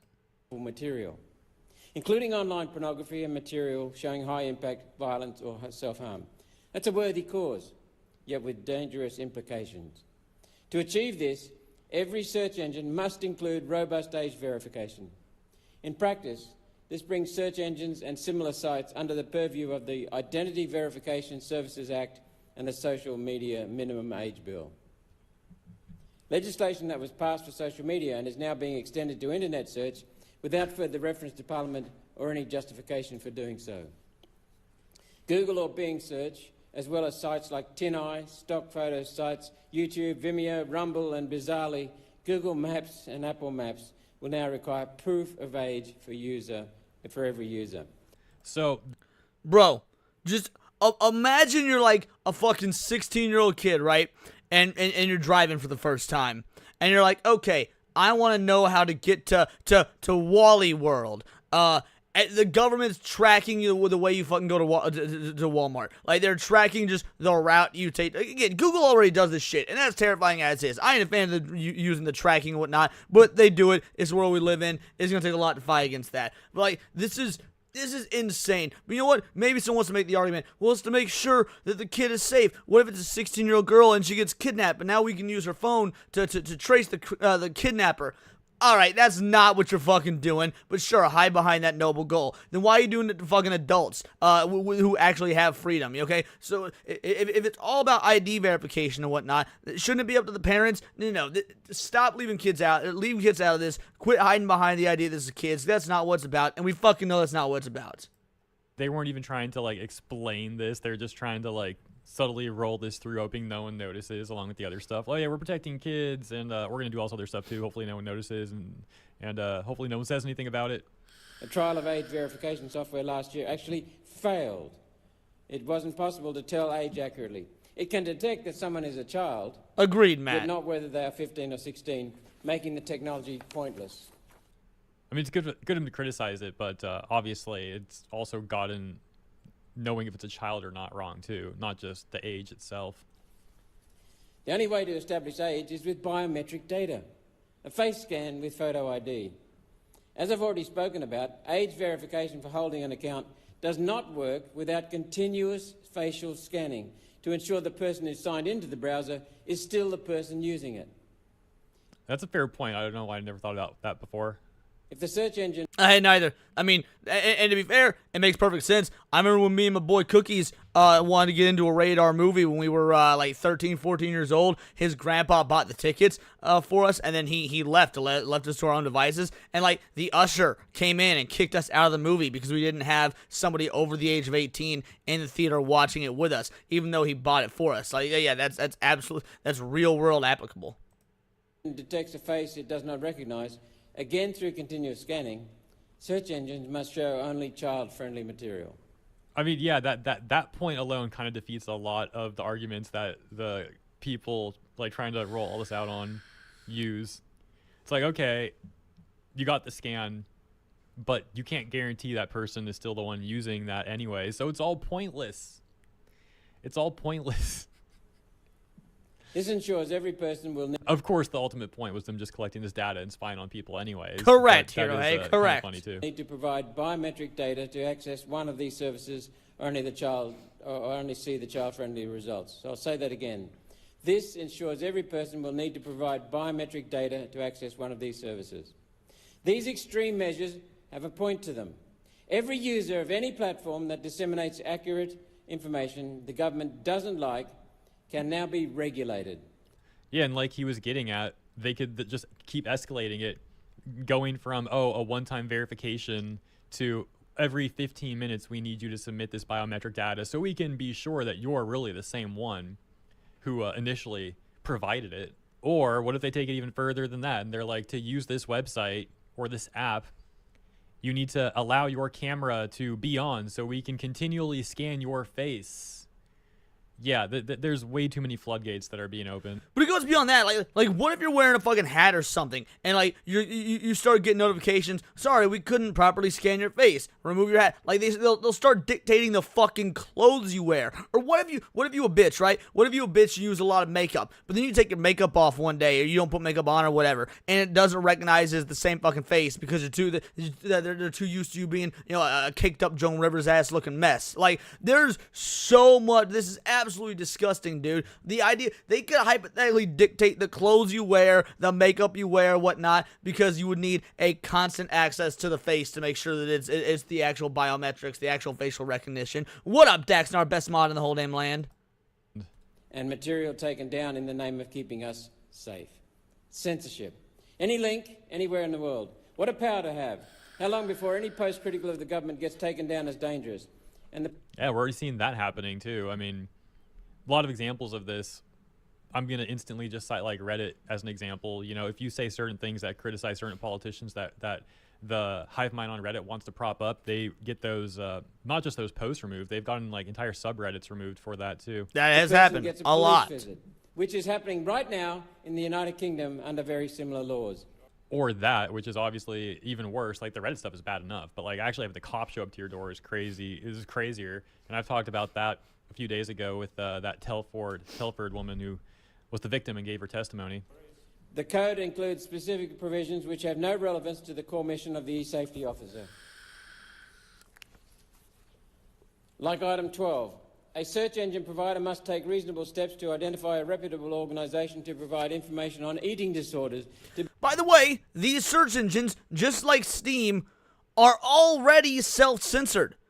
NSFW stuff does not come up unless A, you turn the filter off for it, and even then, because they use AI generative responses, most of that shit is absolutely buried. Like, not even NSFW stuff. If you're trying to find an article from like fucking 2019, do you know how hard that is to do, even if you put in, like, 2019 in your Google search? I assume it's the same in goddamn, I almost said California, Australia. Like, the idea that, putting in these safeguards is going to make the search engine safer. Dude, the search engines are already so sanitized and bitch-made. Like, there's really no way to make them safer. Again, minus insane levels of government overreach, like what's being promoted right here.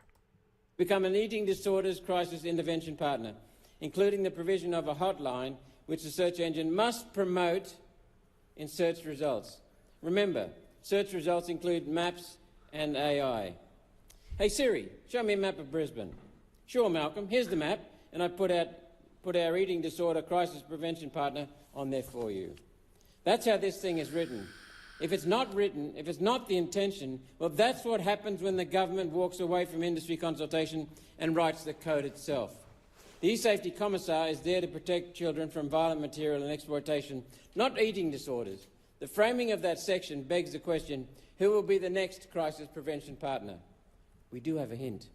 Item 22, a search provider must engage annually with safety and communication organisations such as civil society groups, public interest groups, and representatives of marginalised communities and academics to inform their measures. Bro, this is soft communism, by the way. For those of you that aren't aware, haven't put two and two together, this is literally soft communism by forcing these private companies to bow and kowtow to the whims of the government in ways that are absolutely violative of their own autonomy. Like, these are making these corporations dogs of the state. Search engine provider knows what child exploitation and violent material looks like. They don't need academics to tell them. This provision provides a clear power for the E-Safety Commissar to declare a social issue as harmful to children. If not, what's it doing here? This code is designed to formalise the process of taking down links to any messaging which the E-Safety Commissar deems wrongthink under the guise of that information being harmful, as they did during COVID, often for material that was later shown to be factual. When is the Liberal Party going to wake up to this agenda? Wow! Did homie actually just come out and basically say y'all censored factual shit because it was advantageous to your political party and your agenda? This dude is not making it to December 2025. He base as fuck. I'm liking what he's saying so far. He's still a politician, so he shouldn't be trusted as far as you can throw him. And I'm a pretty small guy, so I probably couldn't throw him very far. But the point is, dude came out and whatever the Australian equivalent of a congressional hearing is and said, y'all lied about COVID. Why should we trust you with this? Based! And stand up for everyday Australians instead of walking in lockstep with the Albanese government's communist agenda. One Nation would repeal this code, sack the E-Safety Commissar, repeal the Digital ID Bill and return the Office of E-Safety to its core job of taking down material that's child abuse and exploitation, revenge porn and overly violent. A job it has done well before this E-Safety Senator Commissar... Roberts, your time has expired. Senator Antic. Holy smokes. That's another great point there he said at the end really quick. There is like horrible, explicit, terrible stuff out there that does exploit children and, you know, terrible stuff like that. You know what I'm talking about. And he mentioned how the E-Safety Commission, to their credit, had gone after stuff like that in the past. But now, for whatever reason, let's divert time and resources to all this other nonsense instead. So let me... Bro, just imagine, like first of all right, let's say you get on the dark. Let's say you're a cop, right? Let's say you're a cop, and you're working some fucking child trafficking operation sting, right? And you're tracking movement based on the dark web and emails and text files and whatnot, and they need to keep like their phone on at all times, so it's continuing to track their face so they can stay on the dark web, so they can save these fucking children and shit. And let's say your fucking phone dies, the whole sting operation gets blown because you lose connection because they can't verify your fucking face. Like, that would, I don't want to say that'd be hilarious because in that hypothetical situation, children end up getting hurt, but like, you get where I'm coming from. There's the more safeguards and rules and whatnot you imply, that's also more shit that can get broken in the crossfire if stuff fucks up. Like, what if your facial recognition software has a bug in it and it's not able to recognize faces, and now, all right, it's gonna take 8 to 10 hours for your knock team to get to fix it. You know damn well they'd have an exception. I get that. I'm just saying that, like, from a technical standpoint, there's flaws in it. I know they'd have exceptions and whatnot, but my point is the software, the coding, the AI, the algorithms, all that could have flaws in it. Let me know what you guys think about that stuff. Obviously, I am not an expert in Australian politics or even a journeyman or whatever the word would be.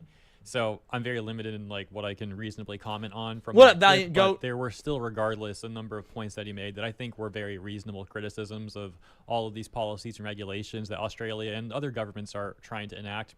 And that takes me to the subreddit for Australia, or our Australians specifically. And this post that I also thought was rather interesting, it says, I fear the YouTube ban will make my child less safe. And quick context on that.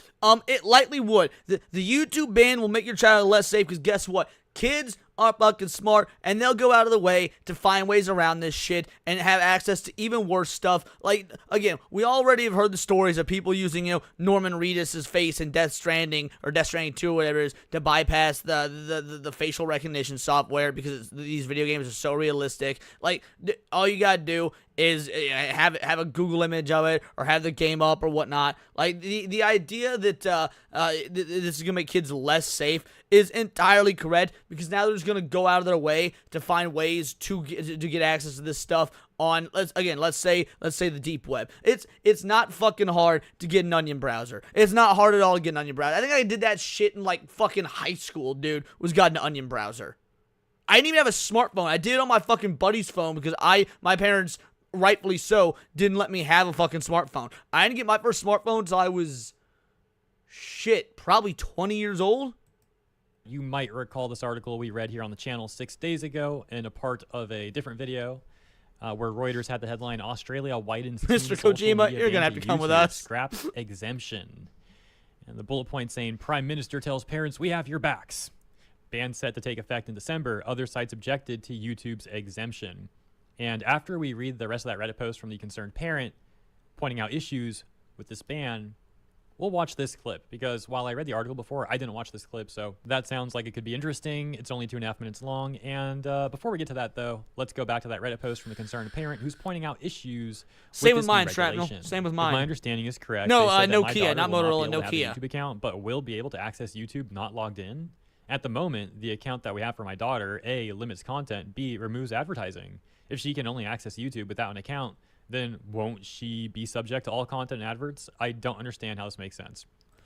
Bingo, bango, bongo. You want to know what? Because parental locks and safety locks and whatnot have always been dude, they had that shit on DirecTV back in like 2002 or some shit. Like, yes, YouTube has YouTube Kids. Now, obviously, we've seen YouTube Kids get exploited and whatnot. Take Elsagate, for example. But the fact of the matter is, anything can be exploited if someone's good enough with it. Remember when ChatGPT first came out and people were exploiting it with the the Dan prompt, the Do Anything Now prompt that made the AI take on the persona of an AI that could get around the safeguards and whatnot. Like, there's always ways around this shit, and there's always been parental safeguards for any of these applications.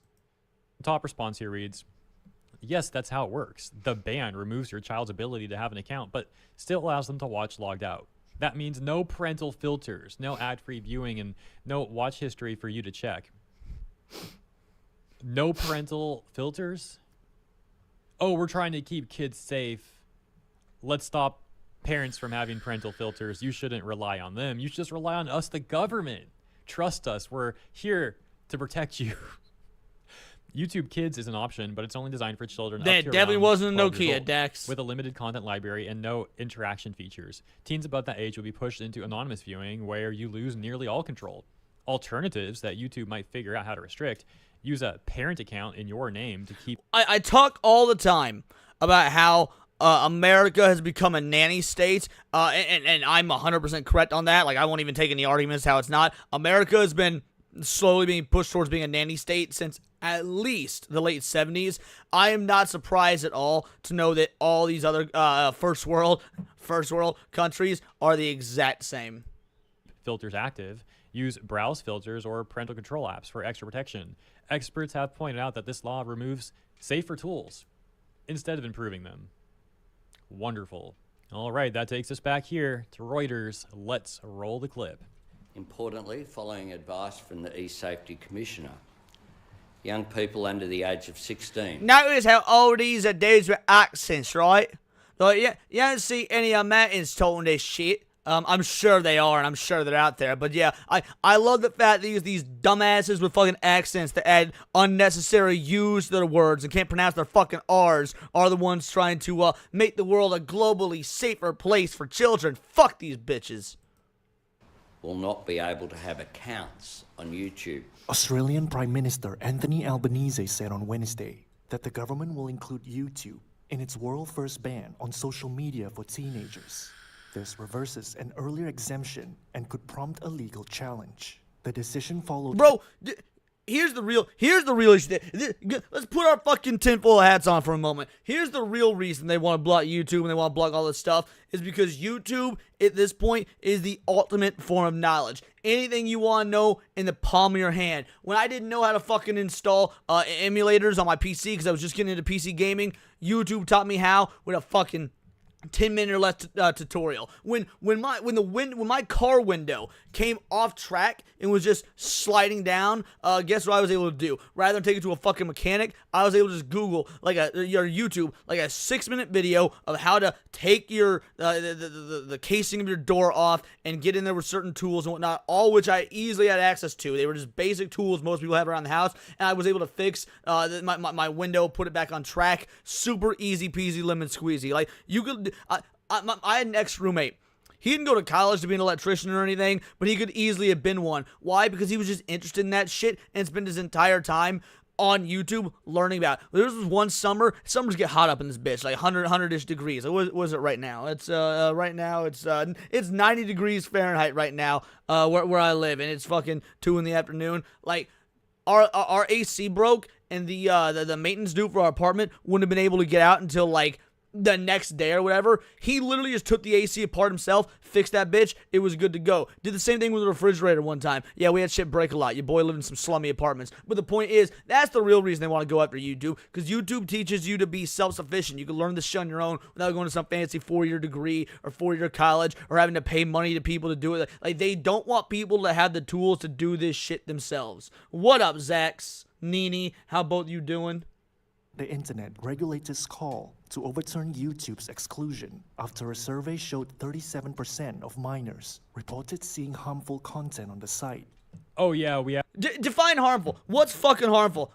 Oh man, is it these 37% of minors reported seeing like the protests that are going on in the UK when all the goddamn Muslims are fucking taking over the country and making regular ass people go to jail for asking who the fuck is Allah? Is that harmful content because it goes against the we need to be pro-Islam and make sure they all feel welcome so they're not a racist piece of shit law? Is that what it broke? Is that what define harmful content? Because let me tell you, there's no porn on YouTube. There's no nudity on YouTube. I mean, actually, to be fair, there's actually like some music videos and whatnot that haven't been caught, that have nudity in it. Oh, I'm sorry. Fucking 12-year-old Timmy seeing a fucking Disturbed video that's got titties in it isn't gonna break their fucking noggin. So the point is, what do you mean harmful stuff on YouTube? YouTube is so goddamn sanitized, especially compared to when we were growing up. If you were watching YouTube back in like 06 and shit, get the fuck out of here with this. Not what harmful material was on YouTube, you subjective ass pussies.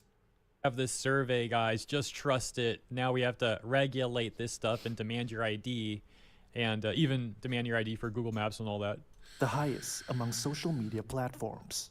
Australian community. Oh, and we need to take away your parental controls. Trust us, it's gonna make things better. We're the God damn, what is this creature? Jesus Christ, is this fucking Robin Williams in a sequel to Miss Doubtfire? What am I looking at?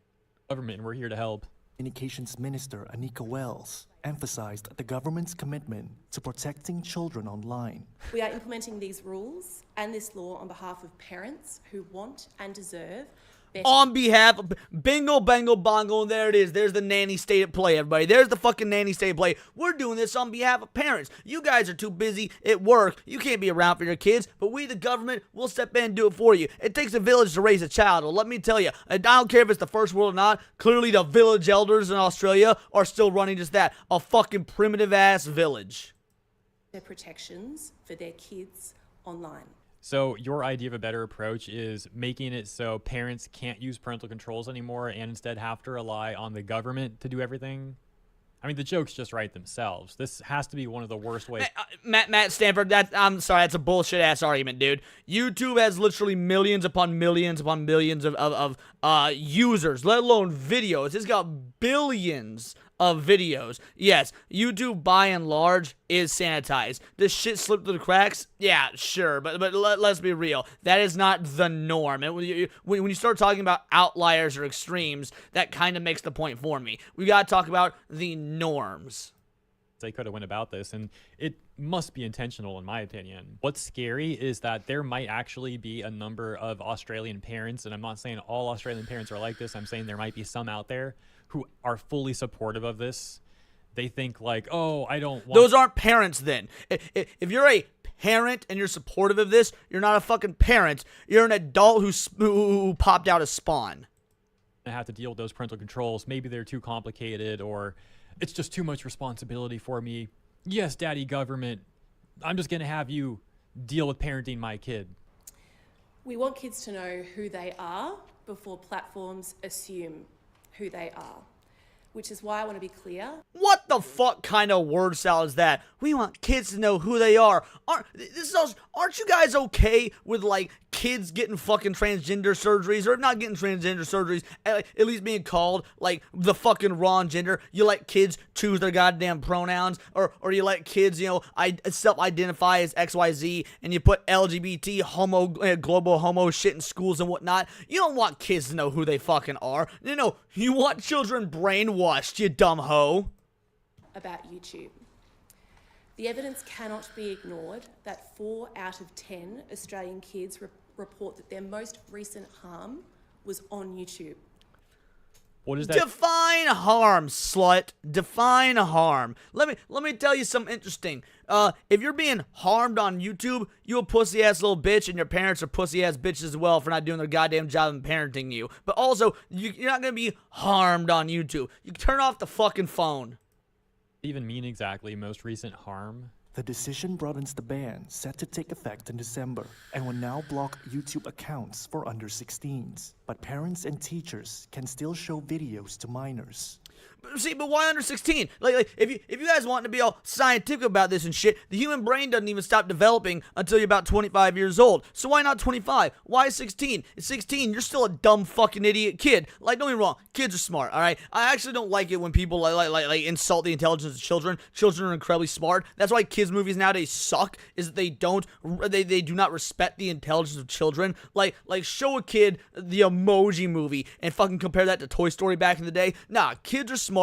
Kids know what's going on. Kids see shit. Kids understand shit. So by all means, kids are not dumb in the traditional sense. But once you start being like 16 years old or whatever, you start thinking you know how the world works and you really don't. You start thinking you know it all. That's why you argue with your parents, even though they're right nearly 100% of the fucking time, because they've been there, they've gone through that, they've know. But you don't respect them, or you think you understand the world. Like a 16-year-old kid is a fucking retard, but so is a 20-year-old adult. So is a 22-year-old adult. Like, people stay retarded until they're about 25 to 30 years old. Let's be real. Last year, a decision was made to exempt YouTube from the social media ban due to its popularity with teachers. Since then, other banned platforms like Facebook, Instagram, Snapchat, and TikTok have complained. They said YouTube is similar to their platforms, allowing user interaction and algorithm-based content recommendations. Now, I don't think kids should be on social media. I don't. I'm vehemently against kids on social media. But again, do I want big daddy government coming in and being like, oh, Leon, oh, we'll take care of it, don't worry. No, fuck that. It's up to the goddamn parents to make sure their kids just aren't on social media. YouTube says it should not be classified as social media because its main activity is hosting videos. The reversal renews conflict with Alphabet, YouTube's parent company, which threatened to pull some Google services from Australia in 2021 over a law requiring it to pay news outlets for content appearing in searches. Last week, YouTube told Reuters it had urged the government to uphold the integrity of the legislative process. Australian media said YouTube threatened a court challenge, but YouTube did not confirm that. The law passed in November 2024 requires social media platforms to take reasonable steps to block under 16s or face fines of up to about $32 million. The government has said that the results of an age-checking report due this month will guide how the ban is enforced. Something else crazy is how the other day I also talked about how in the UK, the Office of Communications was applying similar things to social media platforms. For example, here from the Telegraph. All right, let's read this real quick. The White House warned Sir Keir Starmer to stop threatening American tech companies amid mounting backlash over Britain's online safety law. Members of Donald Trump's administration are monitoring the Online Safety Act with great interest and concern. That sounds very Palpatine-ish. We'll be watching your career with great interest. Anyway, after key allies said it was censoring free speech and imposing unfair burdens on U.S. businesses, the law, which regulates online speech, fucking shocker, allows the British government to levy massive fines on companies like Apple, Truth Social, and X if it finds that rules on hate speech have been broken. Those are the president's inner circle see the potential penalties as an unwarranted foreign intervention into American free speech. Fucking based. President Trump has made it clear that free speech is one of our most cherished freedoms as Americans. Yeah, exactly. Like, I've had massive thoughts on this. I think I did videos on this back in the day when Brazil was going after X, and Elon Musk pretty much said, you know what, fuck it then, I guess no X in Brazil. Now eventually, it took like a month and a half, and he fucking bowed and kowtowed like the pussy bitch he is, but that's neither here nor there. At least for a month and a half, he was like, alright, then no X in Brazil, I guess. Like, yeah, I think that this is absolutely a base move by the Trump administration. It said the law, referring to the Online Safety Act, which regulates online speech, allows the British government to levy massive fines on companies like Apple, Truth Social, and X if it finds that rules on hate speech have been broken. Even going on to say, under the law, social media giants face fines of up to 18 million euros, or roughly 24 million USD when converted, or 10% of their annual revenue, if they fail to remove content deemed harmful from their platforms. Again, very reminiscent to what we just discussed and watched regarding what's going on in Australia. So around the same time, you got these two countries both pressuring these platforms in similar ways. Is the timing coincidental? Let me know what you think. And that's where I'm going to leave this one. But as always, thank you for tuning in. And if you enjoyed my coverage, please consider liking and or subscribing. It truly helps out and I appreciate it. I'll see you here and then in the next one, which should be tomorrow. All right, Base, I'll go ahead and drop this video in the chat for you guys in case you haven't heard of Hero Hey or watched his content. Like I said, I've been watching the dude for damn near a decade. Back when he actually used to show his face on camera. Yeah, great content, great coverage. You know, very prominent in like the anime sphere and whatnot. It's nice to see him branching out the way he has. But yeah, all in all, this is disgusting. Like, again, my homie Niat, you know, Film Comics Explained, we stream together all the time. You guys know him, you love him. I can only imagine what this level of stuff is going to do to him as an online content creator. Like, his entire business model is fucking online. How is this going to affect him because of the bullshit government overreach of his own government, which he has taught shit on so many times? It's going to come to a point where he's not able to do that. He's not allowed to do that. He's not going to be able to talk shit on his government because they're going to monitor that. They're going to consider that harmful. Like, oh, what if you're doing a live stream and kids are watching and you're talking shit about the government? You're radicalizing children. And then bam, yeah, gets a fucking fine. Like, absolute disgusting shit.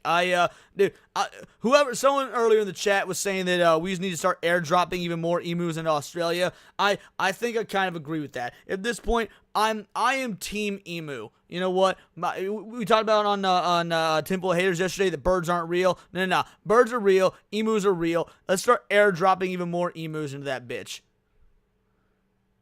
All right. Next video is they made this illegal.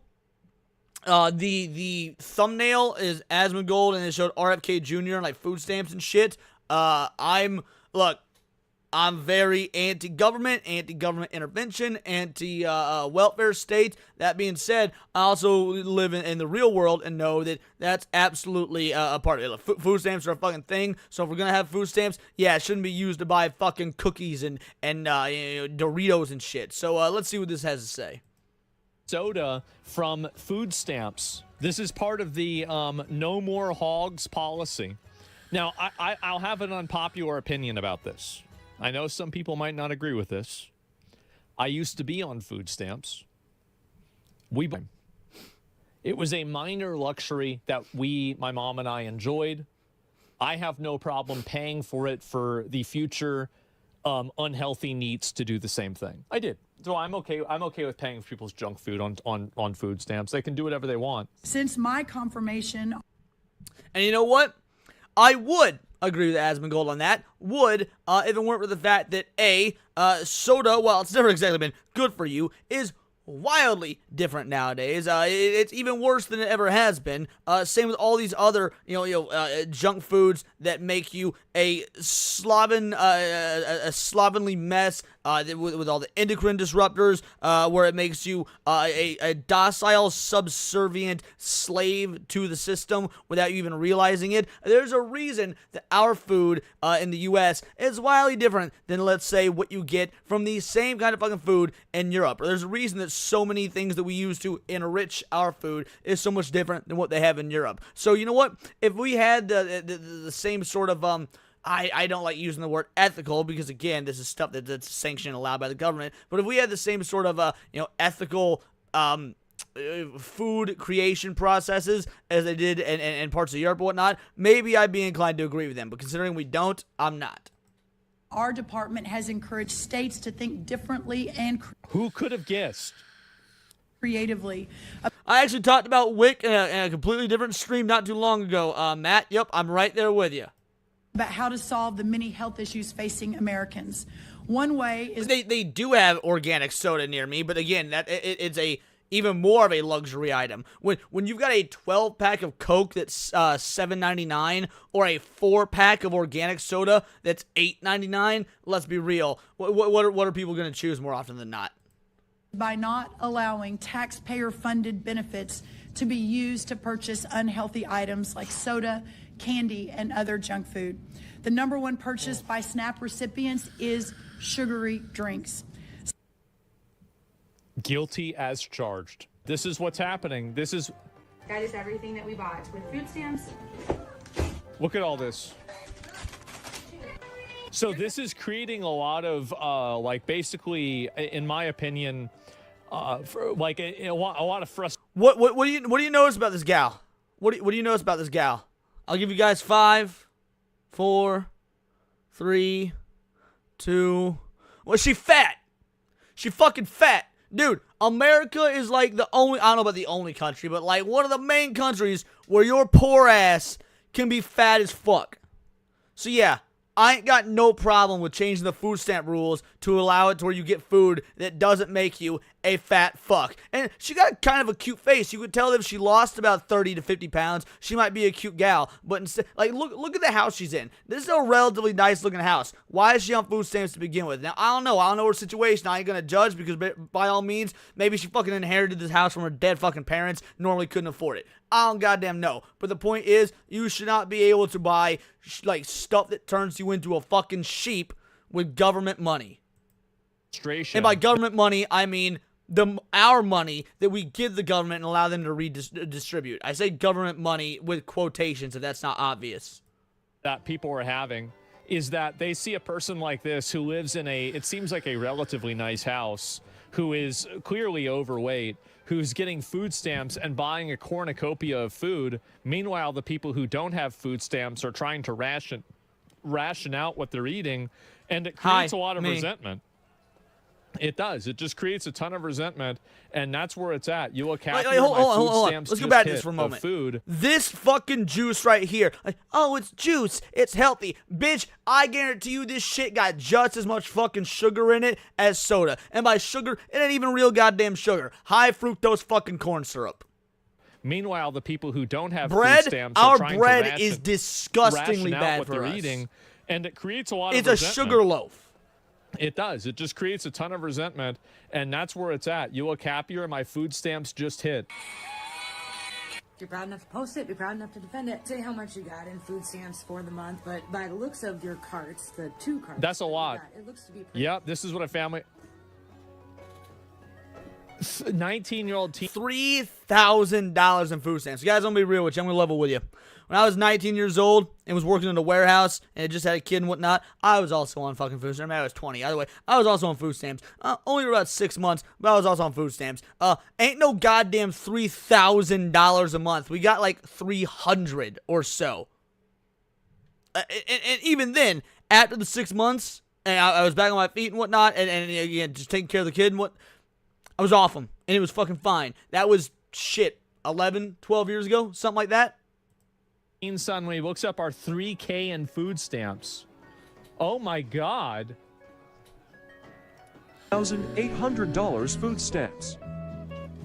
Nika spending and selling some of her $1,800 food stamps. Wait, so she's buying the food and then reselling it?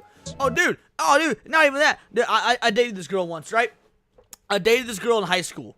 And I didn't really know about, like, food stamps or nothing like that. Because, like, we were poor, but my dad always made sure that we weren't on any sort of government assistance because, oh, he's fucking badass and based. And so I dated this girl, and her mom, what she would do is she would buy food stamps from poor people, like, because you can't buy cigarettes and alcohol with food stamps. So what she would do was she'd be like, let's say the food stamps are $300. She'd be like, I'll give you $200 for your $300 fucking food stamp card. And they would, of course, take it because, yeah, they're getting less money, but they're able to buy cigarettes and alcohol with it.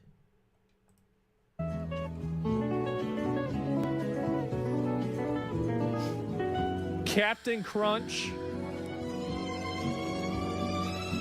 Uh-oh. Hal? Yep. She clearly at like a Sam's Club or a Costco, so which requires a membership, right? Like, this is very obviously a Sam's Club or a Costco. So she has the money to afford one of these expensive ass memberships, but she on fucking food stamps. Make that make sense. There it is. And so you see this happen. The average person sees this happen. They're like, nope, I don't want to pay for this. With your tax dollars, I know. As I said, I have an unpopular opinion on this. I was once a disgusting NEET that lived at my mom's house that used my food stamps to buy Cheetos, popcorn, Pringles, and Dr. Pepper. And I had no job. I had no intention of a job. I never wanted a job. I just wanted to sit home all day, jack off, and play video games. No, was? Well, now I'm not anymore. Now I do the same thing, but I have a camera on me, so it's totally different. And so, yeah, anyway. Never has Asmund Gold said something so relatable. Damn. I have no problem paying for the next generation of losers.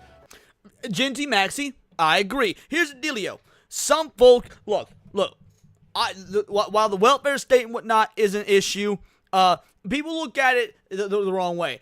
People look at it's like, oh, all the people up top are the rich people and they're the bad guys, and all the people down the bottom are the underprivileged, so they should get the food stamps. When in all reality, it's more like you need to look at it split down this way.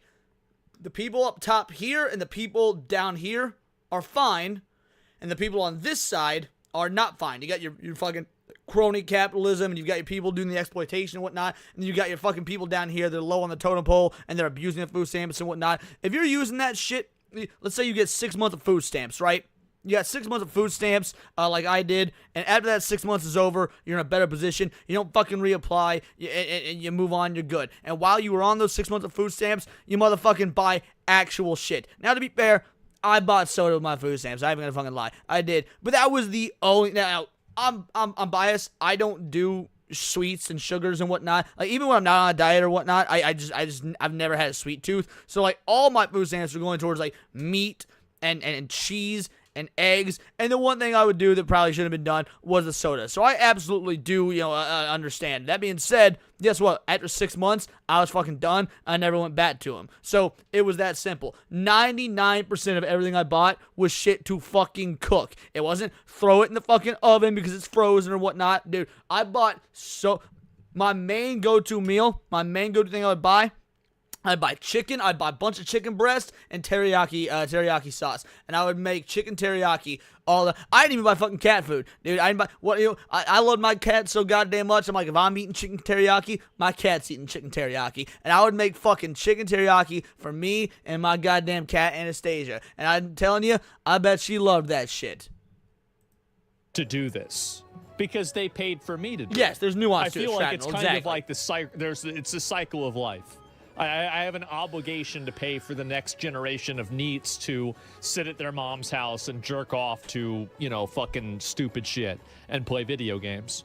But A lot of other people don't. See, St. Hugo brings up a good point. He says it would be another regulation overreach. So what's healthy, trusted deli list from the government? Now, that's where you get into the issue, and that's where you get, I don't like it. Like, so I understand your concern there, but the fact of the matter is, right now, there's already people getting food stamps. There's already people getting this government assistance. So how do you combat that? How do you, like, should we just let these people be fat, slovenly pieces of shit that buy this food that makes them docile sheep to the government? Technically, yeah, we should let them do it because it's because of freedom. That being said, that is an encroachment on our freedom because it is our money paying for them to do this. So if you want to be a fat, slovenly piece of shit, you need to do it with your own money. Like, if we're already in a system that allows these food stamps, that allows this sort of stuff, then since it's our money paying for it, we should get a say in it. I don't like the idea that it's even a thing because of the government overreach. I get what you're saying completely.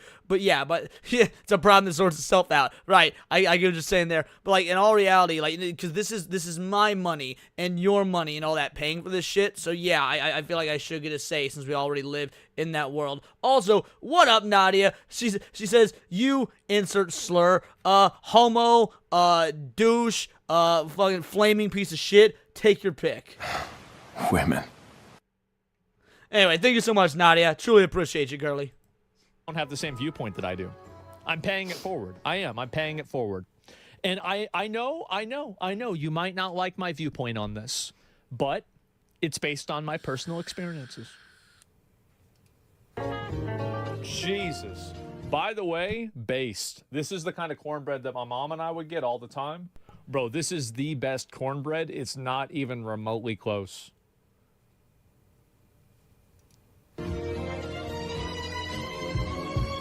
Yeah, this is in the South for sure.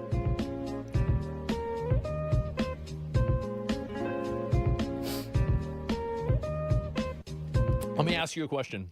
How many of y'all can afford to, if you're middle class, right? I mean, I know a lot of you guys are probably doing pretty well. How many of y'all can afford to just fill up a cart like that twice a... Nah. I'm gonna be real with you guys. I fucking can't.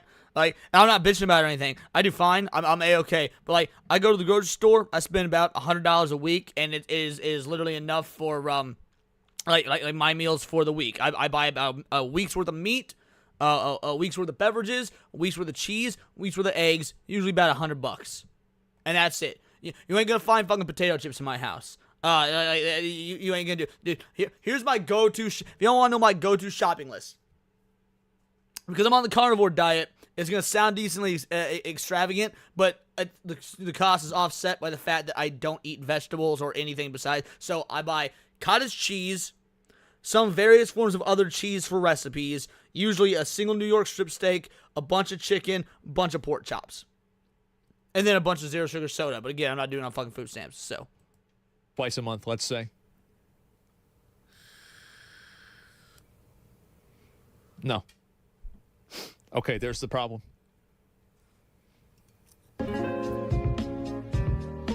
And so you got all these videos.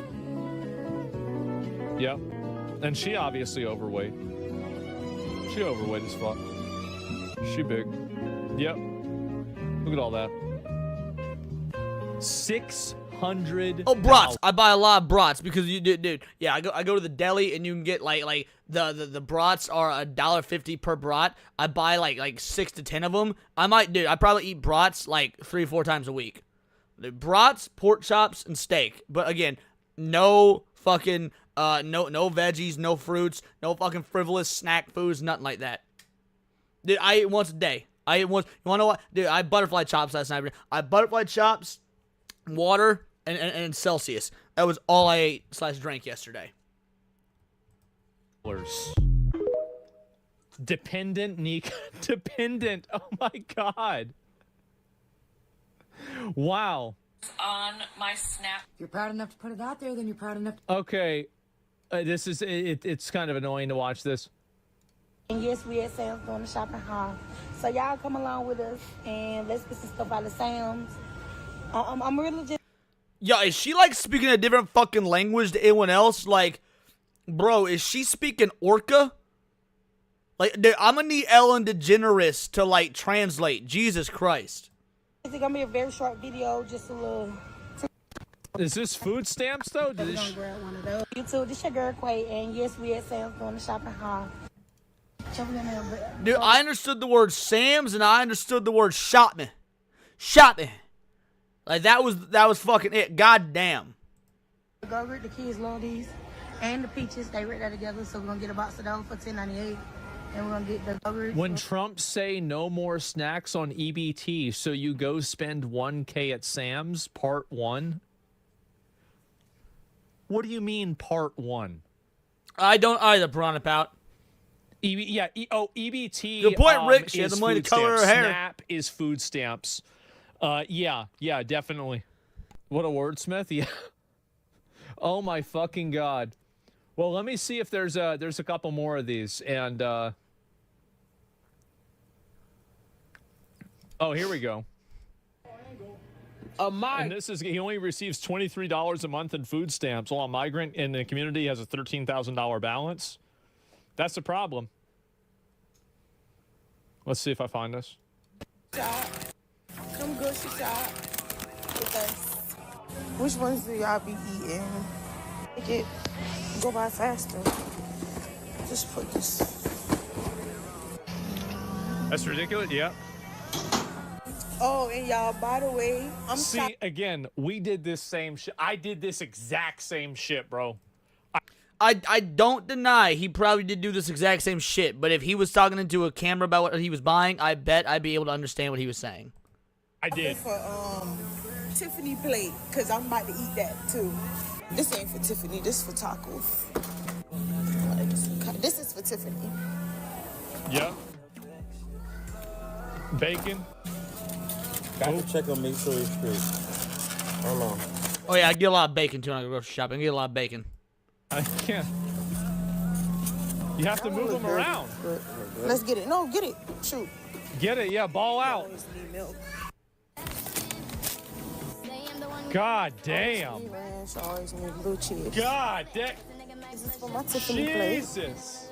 Tiffany. I don't know if you do raw okra or this one, so I'm gonna just get this one. Oh. I don't get why they filmed themselves doing this. Back in my day, people were embarrassed to be on food stamps and hit it. Right? Like, dude, that was the fucking glory of the self-checkout, right? Like if I was ever, when I was fucking on food stamps back when I was like 19, 20 years old, self-checkout was my friend. I wasn't ever letting anyone know I was on that shit, dude. Wasn't ever letting anyone know I was on that shit. More pickles. God damn. Oh, I get those. I get those. I don't get those. Those are gross. I'm up for breakfast this morning, Diz the Jizz. I'm up for breakfast. Thank you. How much was it? Was it 140? Oh, no, dude. 382. 382, and then clearly she bought something that, like, she had to use her card for. So, I don't know, maybe, like, some fucking Hennessy or something. I don't fucking, there's no way Hennessy's only $4.32. You all get my point. She bought something, so, yeah, $382, almost $400 fucking dollars of junk food. Not all it was junk food, to be fair. I saw some fucking frozen vegetables in there, but you get my point. What up, corn boy? Purchase. So she spent $382 of food stamps and $4 of her own money.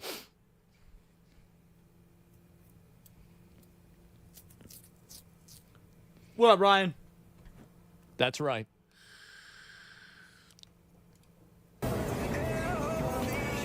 Oh, yeah. Well, to be fair, Rick, for her it's not snap, it's snap. That was really dumb, but I couldn't resist. Wow. Today is food stamp day, as y'all can see. Today is food stamp Oh, I day, saw as this y'all one. can I see. saw this Been one waiting for already. the 17th to come for so long, y'all. First, I didn't even think I was gonna get them because I had been waiting for the approval. They had not sent me no paper saying like I was approved or denied. When I checked my card at 12 o'clock in the morning, I was happy as fuck. I instantly made me a. Exactly, shrapnel. It's supposed to be a safety net, not a lifeline. damn Walmart order. As most I did. Yeah, I remember, bro. Like as soon as mine hit and I saw that I had the money dude, I went to HEB. I felt like I was Donald Trump. Like I bought like 5 different cans of Pringles. Like I bought flavors of Pringles that I didn't even know if I liked or not.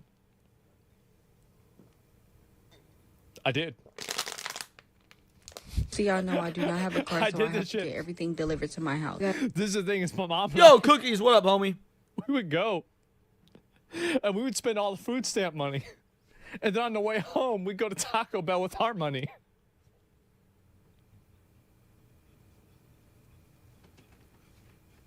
That's just the way it is. 60 items for $440. Now, this is not everything that I'm getting, but they, I guess, say that you can't go over 100 items. I got to do 2 separate orders. This is the first order. She got to do 2 orders. I don't know if that's maybe like a state thing or maybe a new thing. Because again, I ain't had food stamps in like 11, 12 years or whatnot. But like, is that a thing? You can't go over 100 items? Like, again, that's insane. Like I said, back when I was on food stamps and whatnot, I was buying just like literally shit you're supposed to buy. Again, minus soda. I bought a lot of soda with it. But like, dude, again, fucking meats and cheeses and eggs and shit like that. Because that's what you're gonna cook, bitch. You're gonna fucking cook. Was the very last meal that I had to eat. And I tell you, I'm about to eat so motherfucking good tonight, y'all don't even understand. I'm about to make a whole motherfucking Chipotle bowl. For the people that got something to say about food stamps, baby, y'all mad because y'all can't get none. That's just that. That's most of y'all. Trust me, I am not mad that I can't get food stamps. In fact, I am quite happy with the idea that I can't get food stamps. It means I'm a fucking self-sufficient member of society. This did not age well. Whoa, whoa, whoa. Prime Pouch says there's a whole other set of EBT benefits you could use for fast food. Get the fuck out. Not in my state. Or if there is, it's new. That's certainly not a thing or wasn't a thing where I live. Like, goddamn. That is, dude, back in the day, you couldn't even get a fucking warm rotisserie chicken at Walmart with food stamps. Like, the stipulation was no hot food. It had to be stuff you made yourself. You could not even walk into Walmart and go to their deli section for shit that was warm. The popcorn chicken and shit, you could not get that. You get a fucking, you get some deli meat. Like, you know, like bologna and shit, but you couldn't get fucking popcorn chicken. EBT for fast food is insane. You're 25 and you already got 4 kids? Damn, you're probably getting pregnant in high school. God damn. I think this means single. All right, Asmongold, come on, be real. Take a look at her. Would you be surprised if she was pregnant in high school? Like, let's be real. I'm just saying. As hell, mother of 4. I know I have 4 kids and they're under 5, so y'all know I'm getting a couple dollars from their ass. For the people that think that they too good to get food stamps, is y'all cool? Free Stay at home, food? Mom. Is y'all cool? This is all the things that I did get, y'all. This is just for the first order. Now, this shit do not look like it's $440. Shit nowadays is high as fuck. Missing so many freaking items. $440. You got fucking 4 things of Haagen-Dazs and a pack of drumsticks. You slovenly bitch.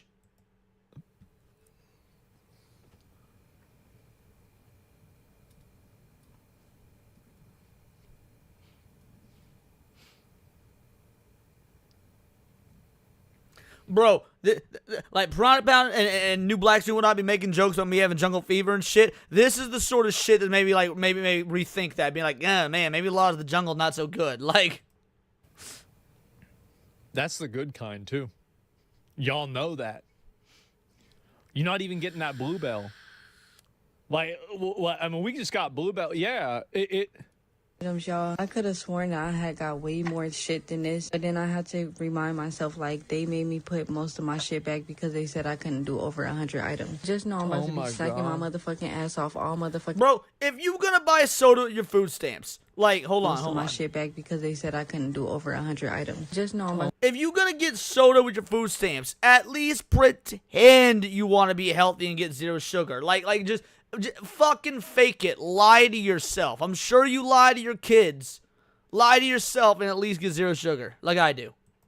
To be sucking my motherfucking ass off all motherfucking day. If y'all want to see part 2, go. Oh my god, bro. Like, Bro, Haichu. That's expensive ass Japanese candy, dude. Not only did she get candy, she got Japanese candy, fucking pizza rolls, Oreos, Mike and Ike, and look at that fucking vegetable oil. Do you not know how bad that shit is for you? Get fucking olive oil like an adult, you dumb slut. God damn. this is Go ahead and let me know in the comments. Love so you guys. all this shit got paid for with food stamps. All right, we do one more and then I'm gonna move on, okay?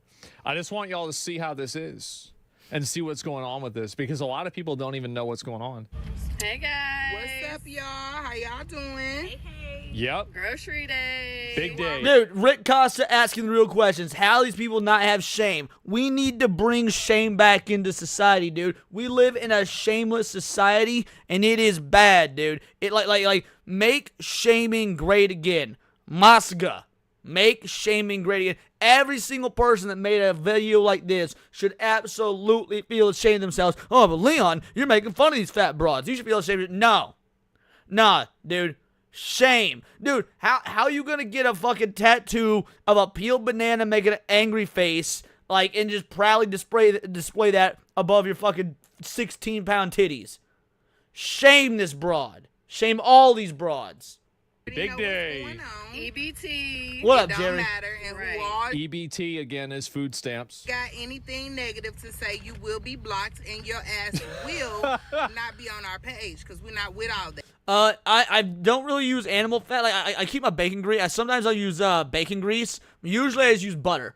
Usually I'll use butter. Like the thing is, depending on what you're cooking, depends on if you want to use butter or use olive oil. So like if I'm making steak, I'm cooking that shit in butter. Absolutely. If I'm making shrimp, I'm cooking that shit in butter. But there are some meats or just recipes in general that are better with fucking with oil. Like I would prefer. Let's see.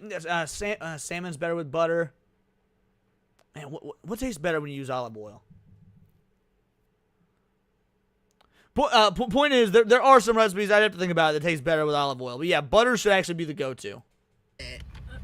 We here to support what we do to feed our 6 kids that we have at home. We also do have everything is legit documented at the food stamp office, so we don't need people to just say what they don't know nothing about us. You know what I'm saying? So that's for sure. No, I don't know what you're saying. In fact, I would appreciate if you spoke proper English so that I would know what you were saying, so I could roast you harder for it.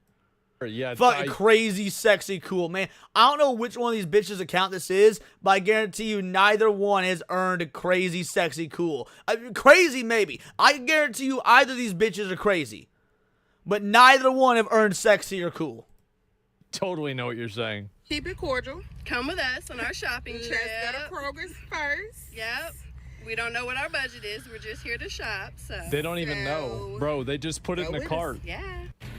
Dude, they don't know what their budget is. I'll be real. Because I stream so much and because I make videos so much, I don't leave the house very often. Shocker. Your boy doesn't leave the house very often. But I don't leave the house very often. So, like, I get on DoorDash and I order delivery from the grocery store. But guess what? I look at my bank account beforehand, like, all right, I've got this much money. I can spend about $100 on groceries, plus there's a $5 delivery fee. So, I fucking tailor my shit to where it doesn't go over $105. I know my fucking budget.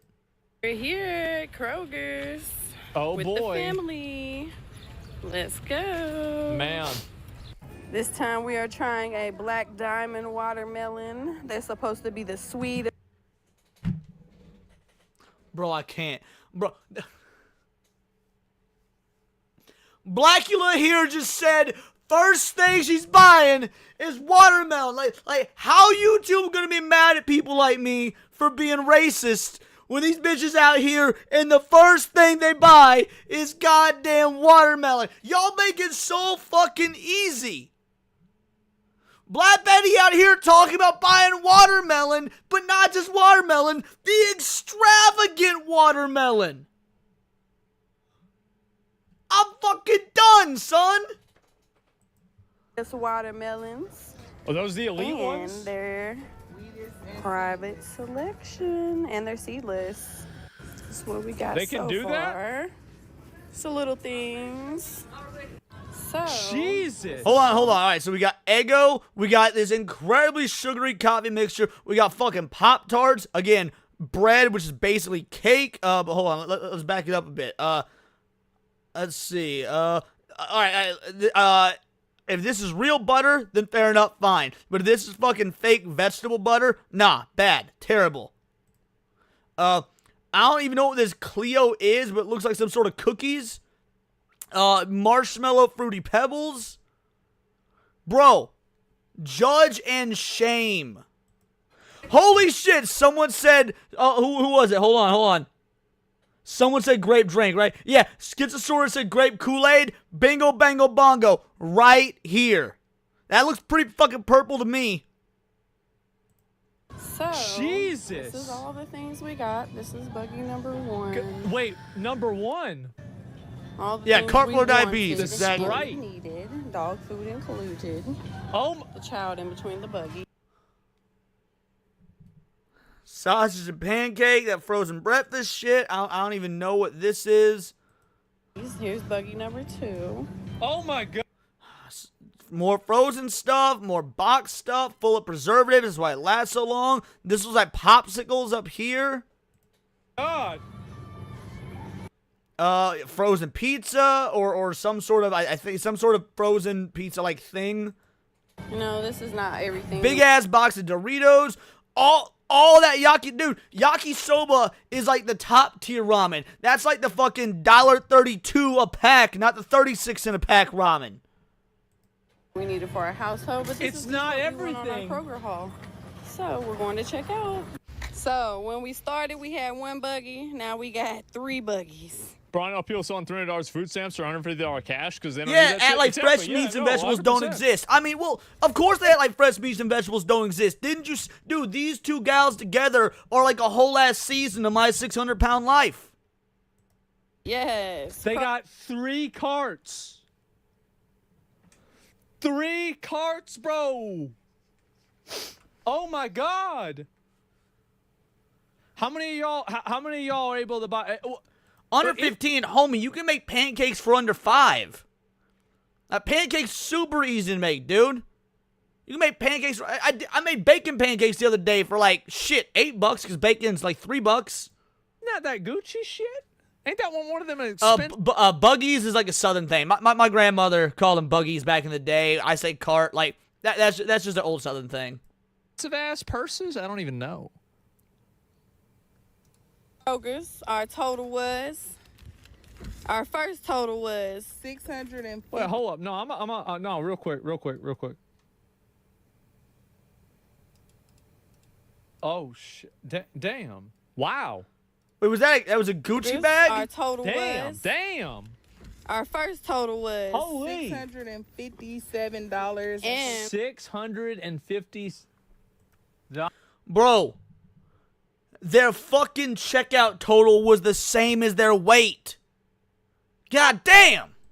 Dollars. How much fucking cash? Oh, they got cash. Oh no, cash back. I'm trying to see. Okay. Wow.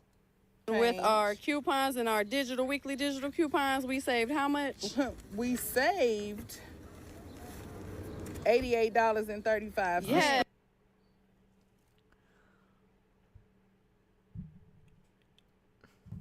You'd have saved a lot more if you didn't buy the extravagant ass watermelons. If you bought the regular poor people watermelons. Just saying. So we only spent $489.63. Let's go. Kroger's. Yes. Smart shopping. Did she just say produce, bitch? I don't see a single thing of produce except maybe the bananas right here. And look, I already made a joke about the watermelon. Don't make me make a joke about a black person and bananas. Like, y'all made this. As the only bit of produce y'all bought were watermelons and bananas.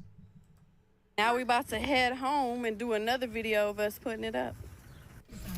Hey guys, we made it home. We're packed down. Like literally, the whole back is packed in. The kids are packed in. We're getting ready to go take this upstairs and to our house, and then we're gonna make another. Can you explain that system? So basically, Prime passes, let me do it. Monkeys. Where's Eric Jenkins when you need him? Good fucking question. If you're broke in the U.S., or you can make... St. Hugo says those bananas are low-hanging fruit. Joke lies. Stop it. Get some help. That was beautiful, St. Hugo. Beautiful. Yes, don't let them be YouTube monetized. Instead, I'm monetized. Donate to me. I'll spend the money on actual real food. Make yourself look like you're broke. There is a system that you can, like, the real people that get fucked over in the U.S. aren't the people that are making like $30,000 a year. It's the people that are making $45,000 a year, because they're the ones that make too much money to qualify for assistance, but they don't make enough money to be able to assist themselves. So you have the people that are in that, you know, think of it as like a donut, right? Well, if you're in the hole, well, you're going to be happy. You think of it like a donut. I'm looking at these two bitches, and I guarantee you, they know all about donuts. Having a bad time. You had to fucking live. Yeah, Cody knows this, because like we went through this the whole fucking time. Like, this is it. We went through this growing up, fucking all the time. This is just how it was, right? And so, because we have food stamps too, and so this is how it was. And anyway, yeah, you're in the hole. And so if you're in the hole, you're having a bad time. And the hole is like $40,000 to like $70,000 a year, depending on the city that you're in. And that's where a lot of people are at. That's like probably where the median income is. And so the problem is that those people get none of the benefits, but they don't enjoy the wealth that the country has, period. So they're the ones that really get fucked over. Austin's $115K a year to live comfortably. But yeah, Cody, I was telling them the other day, like, y'all, whenever you and Jeff come over the other day, actually this was like a month ago, there was that house that was for sale, right? And so they looked it up. This is a woman who, she could not even afford a car to drive to work. She had to walk to the bus stop every day. Her house was selling for $500,000. It's a little bit less, like 450, something like that. And $500,000, yeah, $500,000. Like, and she did not even have a car. And like that's how bad it is. And so like you get people priced out of their neighborhoods that they grew up in, and yeah, that's it. No, I mean that's where it was. And do you think you get banana? I mean, I don't know if they got healthy food or not. I have no idea. And no, it's not bad at all, Sebrew. Yeah, you're trying to. I don't know if you're trying to do like some like weird race shit or something like that, but like this isn't like there's plenty of like. I mean, I'm white as fuck, right? Like we fucked around on food stamps constantly. Like I am living proof that scamming trash items on food stamps that you shouldn't be buying on food stamps. That is true, St. Hugo. That is true. Oh, this the tattoo. I didn't see that. I saw people making that comment. Yeah, us looking at the internet, keeping to buy shit. Yeah, fuck no. It's insane. I know. Look at her chest. I was trying not to. But this is my point is that, like, yeah, anybody doing this shit, because people are making weird comments about, like, that watermelon shit. I was like, oh, Jesus Christ, right? Are people going to get into that again? But look, he says people are making weird comments, but how you going to ignore something like that? How the fuck you going to ignore something like that? Don't pretend if the camera wasn't on, you wouldn't make those same comments. We all making those comments. Like, there's not really a race to this, right? Sorry, Asmongold. We got the blacks in my fucking chat here making those comments.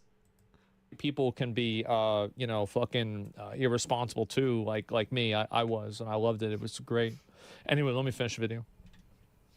Turns out you're the racist? No, I'm not. It's because what people said about the watermelon thing.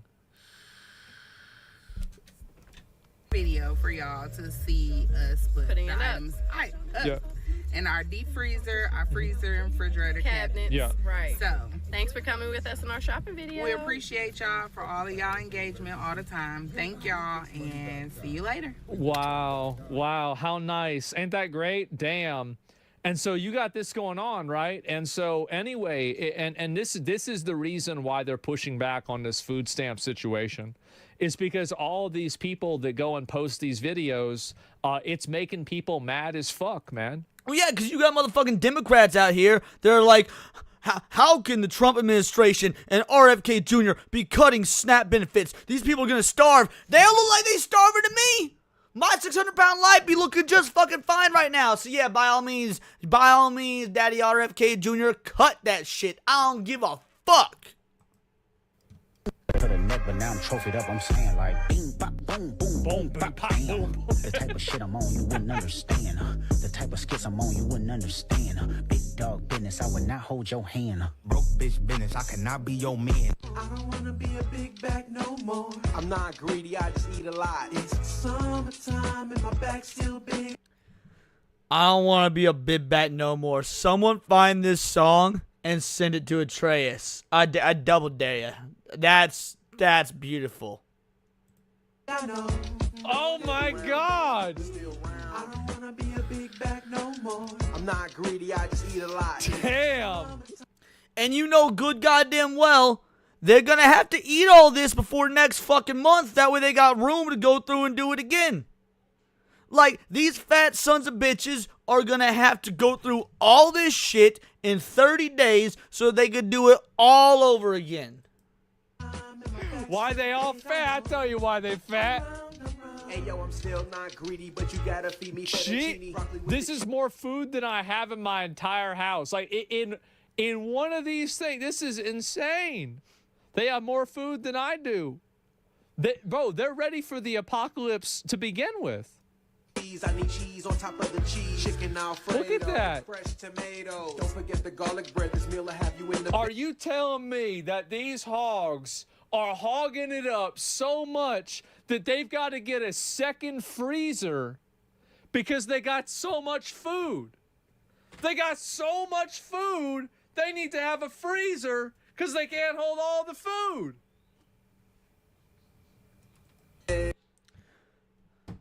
Shadow Walker, you absolute legend. Not just dropping a 10-banger, but also 5 Words of Paradise gifted memberships. You absolute fucking legend. For a 10-banger says, governments need to stop giving handouts and start giving hand-ups. Also glad I got to catch a stream, so here, dude, thank you so much. Truly appreciated. I'm not sure which would be my hand-ups, if you want to explain that further. I do agree with the handouts part. And then bingo, bango, bongo, 5 new Words of Paradise gifted memberships, 5 new Vital Idols. Make sure if you got hit, make sure if you got just slapped with a membership, you join the Discord. The link is in the community tab on my YouTube page. Bro, we got to get you a clip. You know what? Let's celebrate them big backs of this clip right here. I know now that it could never work between us. Not because you're a rabbit, but because you're black. Absolute legend. Thank you so much. I have no idea why the tracker didn't track it, but thank you so much, dude. Truly appreciated. Knocked out. Man. Losses to the neck, but now I'm trophied up. I'm saying like, bing, bop, boom, boom, boom, bop, bam. The type of shit I'm on, you wouldn't understand. The type of skits I'm on, you wouldn't understand. Big dog business, I would now. Losses to the neck, but now I'm trophied Make a up. Cindy Sweeney clip. I've been thinking about doing some hot bitch clips. I know that Smash does enjoy his hot bitch clips, so yeah, I'm probably gonna end up doing that. Maybe I'll make some new clips today. I was up real late last night editing, and so, but yeah, I need to make some new clips. You're right. Encouraging people to work and hurt themselves instead of just giving free stuff. Based. Couldn't agree more. So yeah, the government, when you say hand up, is encouraging people to work. Like, here's the dealio. As an anarchist, as somebody that hates the fucking government, I at least have a little bit of sympathy if they were encouraging motherfuckers to work. I absolutely couldn't agree more. I'm saying like, bing, bop, boom, boom, boom, bop, bam. Alright, that song is kind of a bop, though. I ain't gonna lie. 4 cards. That's a whole lot. How'd they afford a second freezer? It's like 150. Actually, now it's probably like 250. It's nothing crazy, right? It's not a huge amount. And I feel bad for the cashier. Yeah, I'm telling you guys. $1,200. That is sacred. Some energy is just too good to waste it. Spending $1,200 on Funyuns? Remember, the bigger the heart means the bigger the target, and Cupid ain't the only one. I remember I went and I told my teacher one time, I said, I'm not eating food. See, Bruce says, bingo, bango, bongo, that bing, bop, boo is a banger. I wanted to see if I could get that right on my first try. Whenever I was eating Funyuns in class, because I said they weren't food because they're just made out of chemicals, and chemicals aren't food. She threw my ass out of class so fast, bro. Like, she was mad. Like because for a second I thought that I could get one over on her, right? I could I could. He wasn't wrong. outthink her on Evan not this. wrong about that at And, all, to be She fair. just said, "Nah, you get the fuck out." So make sure you keep that good heart guarded. So many will want to touch you, but few will be prepared to hold you. Remember, it ain't no warranties on the broken dreams they sold you. Yep. Never there when you call them, so why you still call them a friend? Bro, I feel so bad for those kids in the background. Like, not because their mothers are fucking fat, slovenly pieces of shit, but those kids look like they were in shape, right? Those kids look like they were in shape. Now, maybe you could argue they're in shape, but they're skinny or whatnot because they're fucking poor and couldn't afford food until they got them food stamps. But dude, give it 2-3 years, because you know they ain't gonna get off that shit. Give it 2-3 years, those relatively in shape, healthy looking kids, probably gonna be good at sports or whatnot, gonna turn into some fat fucks, bro. It's sad, dude. Oh my god. Oh my god. They love these boxes of chips, man. They do. They love everybody buying these chips. They got these chips. You want to know what's funny? Is that we bought the same boxes whenever we were on food stamps. We did. We did the same thing. I probably still have some of the boxes in here now. Yeah. You get the 50 packs? Yeah. Cinnamon toe cream. Yeah, per month. There's no way that's per month. Right? I hope to God. Those are the good ones, too. They're the big ones. Some teriyaki, teriyaki noodles. Yep. 1,500 EBT haul. Just check my card, and it has... Bro, they look like a before and after ad. That's diabolical. $12,000 in food stamps. 12,000 motherfucking dollars. And so anyway, that's where we're at, guys. That's where we're at. What up, Johnny boy? The reason all these videos is the reason why people want to take the food stamps away. That's the reason. That's what caused it to happen. And guess what? It's a valid reason to want to take the food stamps away. That's absolutely a valid reason to want to take the food stamps away. That shit is just that is like, not only is it harmful to you and your mental, like not having to work for that shit, because if you can get it for free, why would you work? Like dude, in a way I get it. If you could get that shit for free, why would you work?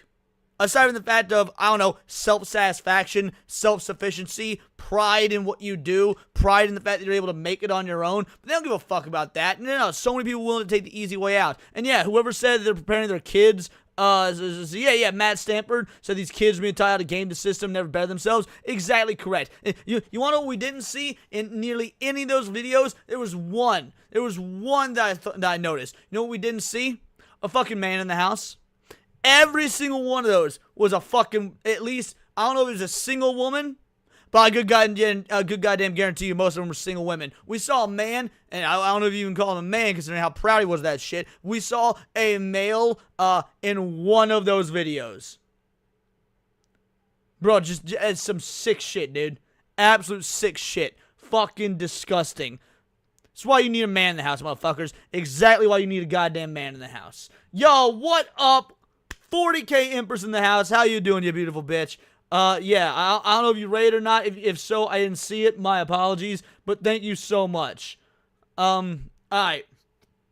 We got a few more. We go long today. Normally I end it at 3. I don't got a reason to end it today. I mean, I gotta make some clips. Gotta do some editing and whatnot. I need to make a run to the vape store. But you know what? I got plenty of time. It's only 3:30 p.m. my time. So we got more shit to do. The title card for today's episode was the Markiplier drama. I don't know shit about the Markiplier drama. Again, beyond people were upsetting spaghetti that he invested in like some ethical AI company or something. So we're going to learn about it, and we're going to find out if the backlash is warranted. Spoiler alert, I fucking doubt it. Like, imagine trying to cancel Markiplier. The dude is, like, I don't watch his content. I haven't in a long time. But from what I know, he's one of the most fucking wholesome dudes on the internet. Like, trying to cancel him is wild. So let's see what this is about. Welcome to an all-new Lay It On Me. Allow me to lay it on you. All right, guys, I've had enough. That was a really good intro. Hold on, I'm gonna why that's. I've never watched this guy's content before. I was just trying to find a relatively short, easily reactable video to this Markiplier nonsense. This is a dope ass intro. Welcome to an all-new Lay It On Me. Allow me to lay it on you. All right, guys, I've had enough. Okay, the internet has officially went too far. I've been doing this for a while. Okay, I'm very just now gone too far. Come on now, son.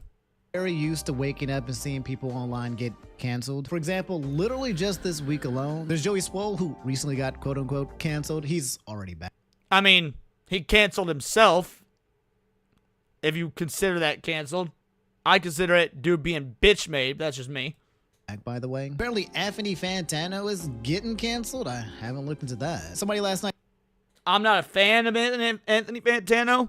I don't like the idea of people getting canceled, but by the same token, Anthony Fantano's gone after so many people to cancel them. Fuck it, you get what you deserve, bitch. They told me that my boy Mudahar is currently getting dragged. Mudahar covered that one. I don't think he should be canceled. In fact, I think people were overreacting. But by the same token, I also don't care. Lied, people cried. Liar, fraud, Indian. You mean to tell me that Mudahar has been Indian this entire time? Whatever, we'll talk about those guys in a future video if I feel like it. But guys, I woke up this morning to see the absolute freaking unthinkable. Apparently people are really out here trying to cancel Markiplier, and he and his subreddit are apparently receiving actual death threats for apparently asking ChatGPT a question. You mean the man who spent the It's gotta be more than that. It's gotta be more than just asking ChatGPT a question. There's no goddamn way. ChatGPT is ubiquitous at this point. Even anti-AI people probably fucking ask ChatGPT questions. Majority of his lifespan on this platform making children and people laugh. Was that the bite of 87? You mean the man who brought us Unas Anas? You mean the man whose silky, buttery voice melts even the most angsty teenager's anxiety away? I know what you guys are thinking. Okay, Omni, what are you? Gay? For Markiplier? Yes, I am gay for Markiplier. In fact, I'd argue if you're a straight man who isn't gay for Markiplier, you're probably I consider that gay. Maybe even super gay. Who says I'm gay? Called it! I don't know who this dude is. I've never seen one of his videos before, but I'm liking this so far. I might have to react to more of his videos. If y'all see more Omni videos you want me to react to, put them in the react request portion of the Discord. That was pretty fucking funny. You are gay. So in today's video, we're going to take a look at the Markiplier accusations, okay? See why he's getting canceled. Because funny enough, I think it also has something to do with the war on AI, which has essentially been this week's topics. And we'll have a very quick, brief talk about cancel culture and whether or not it's going too far. And speaking of cancel culture, okay, here is my cancel culture shield. Chase, okay? You can't cancel me, because if you cancel me, you'll cancel Chase. Yeah, Mark got a good voice. I agree. Do that. But you guys know the deal, all right? I showed you my El Gato, okay? So you guys have to like the video.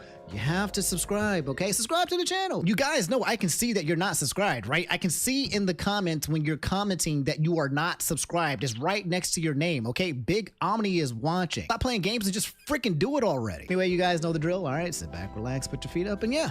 Allow me to lay it on you. So as many of you guys probably know, AI usage has been a pretty hot topic buttoned over the past couple of years. So hot, in fact, if you get caught on these streets asking Siri where the location to the nearest Starbucks is, a random Gen Zer will instantly appear from the bushes and eviscerate you on sight. There's been a war on AI for years now, and people have been trying to push back what feels like is the inevitable rise of it. You even have Gabe Newell, the freaking co-founder of Steam, saying young people need to use AI tools to get, quote, off to the races, end quote, rather than, quote, reading articles on Variety to try to understand what its impact is going to be. Followed by Gabe Newell is 100% correct about that, by the way. I was gonna do a video on this. I don't remember what happened. Some other breaking shit ended up going down. I ended up covering that instead. But I did read the Gabe Newell articles. Dude is 100% correct. I think AI is going to be 10 times as significant as the impact Ramper, of sweet CGI dreams. was on filmmaking. Only a couple months back, there was that whole Studio Ghibli thing. Remember when everybody was taking their pictures, putting it into AI, and they would come out and look exactly like Studio Ghibli's Miyazaki's artwork? And it was cool as shit. Y'all know Prompout done so many dope-ass AI shit with me, and I fucking love it. I ain't got no goddamn artistic talent whatsoever. And I'll be real, I was never gonna fucking hire an artist to do that shit. Like, I don't give a fuck. And now hundreds of thousands of people around the world are being told that after spending all of their money to graduate from college, that their current or future job is now being threatened and or phased out by AI. Even people with long-term careers are now getting fired and replaced with AI. In case you haven't seen it, here's a recent chart that talks about the top 40 occupations that will probably be replaced with AI. Looking down, news analysts, technical writers, mathematicians, data scientists, models, management analysts, web developers. So rightfully so, know, a lot of people in society are going to be negatively impacted as AI continues to rise, and they're attempting to fight back. There's also another... Fighting back is pointless. I've said it before and I'll say it again. We'll let you all right now. Fighting back is pointless. This is the way of the world. Why? Because every fucking first world and some third world governments that pretend to be first world, like China, have invested billions into AI. And you ain't fighting whatever the world governments have spent billions on. So if you don't like AI, tough shit, build a bridge and get the fuck over it. It's here to stay. Other faction who's aggressively pushing the usage of AI. Catch you Usually later, these Pouty. people are Thank you large for listening, companies and CEOs who want to increase their profit margins, or tech bros who want to somehow figure out how to make a video game or an app with the press of a button. So that's the context in case you guys weren't aware. Okay, you kind of need this context to understand why people were freaking out in the first place. So let's talk about Markiplier. This tweet, along with a whole bunch of others with massive amounts of likes, was essentially trending last night. This one saying, Markiplier, one of my favorite YouTubers since I was 14, is defending AI and uses it. This tweet has 41,000 already been locked down, but there was like several other tweets that I saw as well that I think have since been deleted. And I don't know if this guy knew I was coming, but apparently I'm blocked. I don't even know who this person is, and I've just been blocked on site. But pause, can we talk about these tweets? Is you still a fan? I love when that happens, dude. I love when I see a fucking like dumbass tweet that's popping the fuck off and I go to reply to it and I can't. I'm like, what the fuck? And I check the account and I'm pre-blocked. Like, yo, I don't know who you are. Like, it's the definition of that Mad Men meme. So, like, I feel sorry for you. I don't think about you at all. Like, it happens way more than I ever thought it would, bro. When shit hits the fan, because if you look at this tweet, it be your own people. Nice hit tweet, by the way. Oomph. I swear that this tweet perfectly summarizes the internet right now. It's broad and vague enough for people to just believe it with no kind of context, but in this case, it's also even factually incorrect, which we'll get into right now. Apparently, Markiplier was caught red-handed on his own podcast, Distractable, using ChatGPT to ask it a question, which then led to things like this. You can see here on TikTok, it says, watching Markiplier defend ChatGPT and constantly use AI in his podcast. Also, you can't talk about it on the subreddit or you'll get banned. Is Markiplier a good guy when he's killing our planet with each AI generation, or when he was cool with PewDiePie was being an open white supremacist too?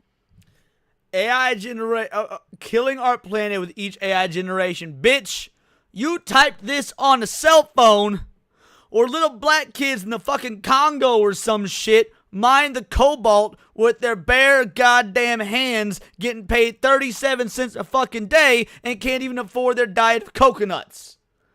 Fuck out of here with your fake outrage, Jinxer, you piece of shit.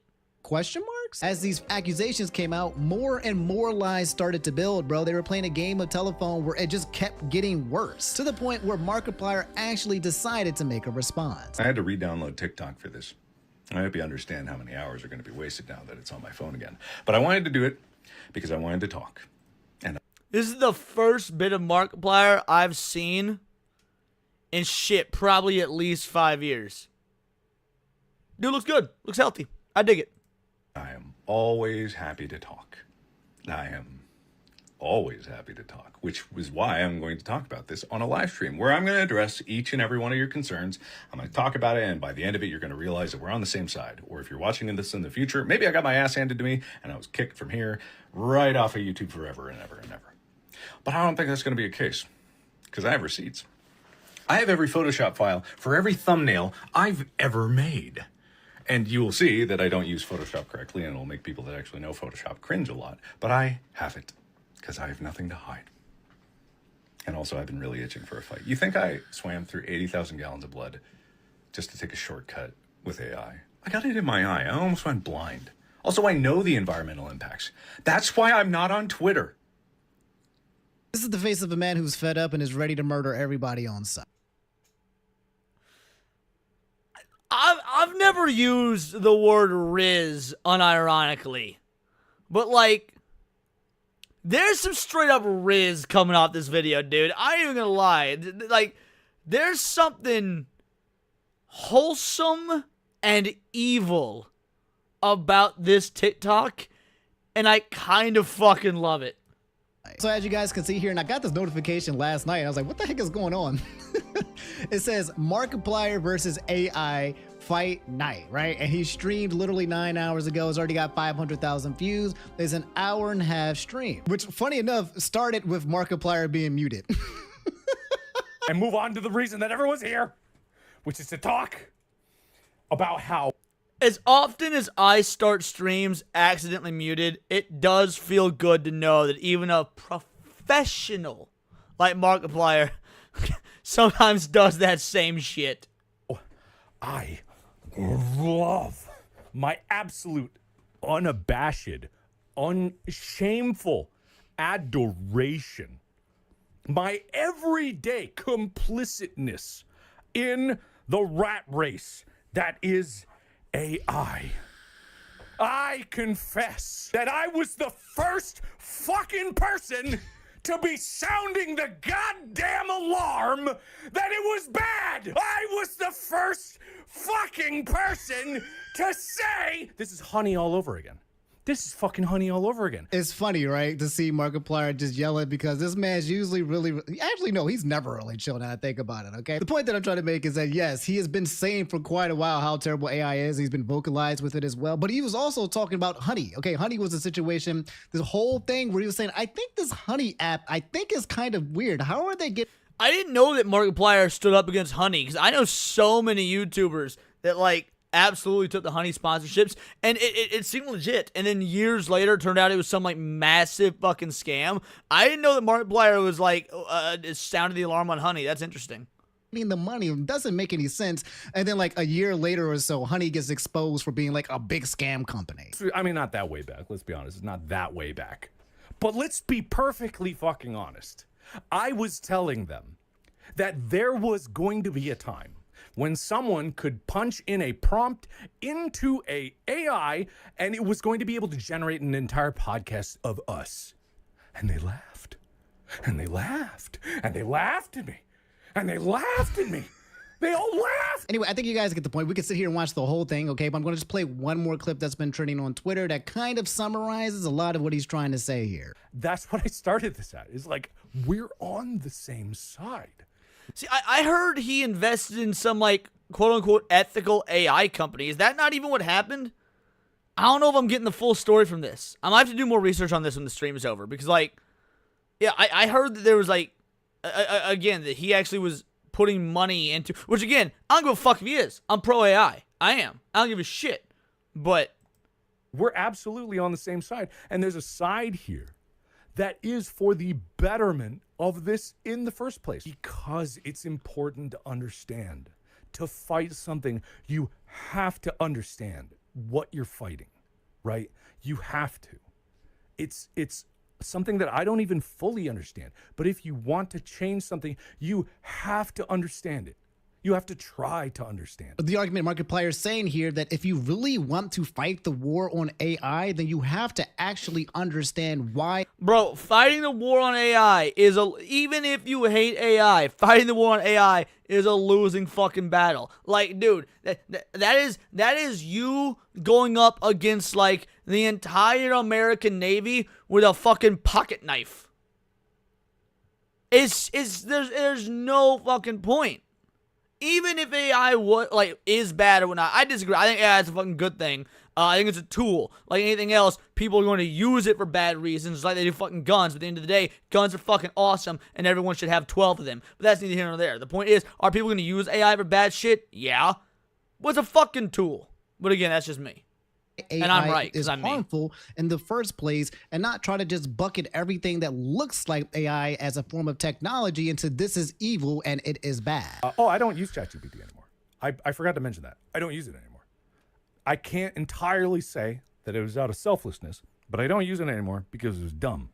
It was fucking stupid, and it started to piss me off. And then I started to think about it, and I was just like, God, this is such a pain in the ass. So Markiplier also saying that he doesn't use ChatGPT anymore as well. I'm actually in the same bucket with Markiplier when it comes to ChatGPT. Okay, I used to use it back in the day to kind of like do research until I started to realize that ChatGPT just straight up lies to you. Okay, I use ChatGPT for thumbnails. Every Tinfoil Haters thumbnail is ChatGPT. That's really about it. No. And then all the words on my thumbnails are ChatGPT generated. And that's because ChatGPT, in my opinion, has a better resolution than like the text font templates and whatnot.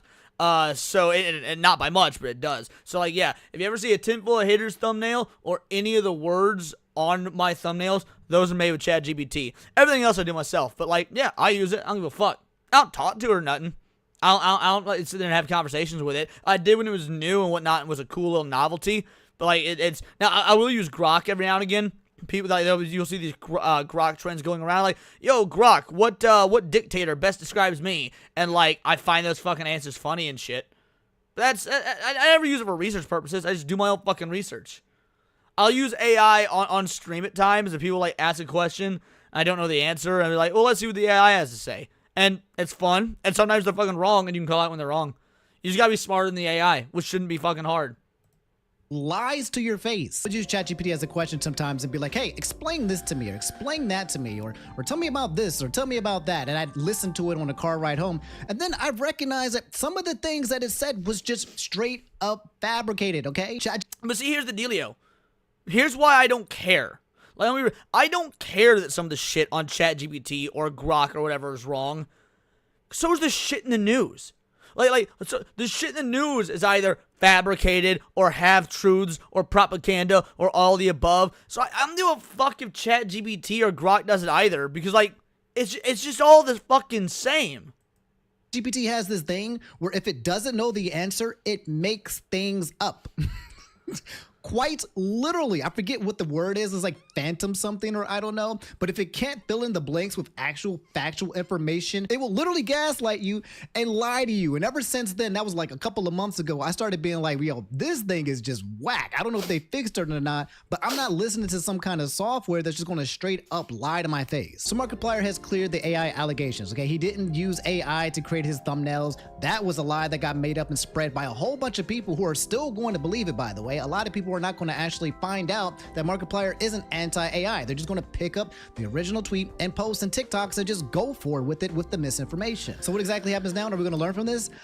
Absolutely freaking not. We're essentially just going to wait for it to happen to someone else. And here's my rant, okay? I have a huge rant that I want to talk to you guys about this, because this has been something that's been eating at me for quite some time. The woke mob, cancel culture, whatever you want to call it, okay? There are a group of people out here who just want blood. They are not your allies. They are not actually here to help you. They're not here to support your side. There is a large group of people on the internet that exist solely to destroy, even if the person that they are destroying is somebody that they support, because there's something in these people's souls that make them feel good to tear a person down.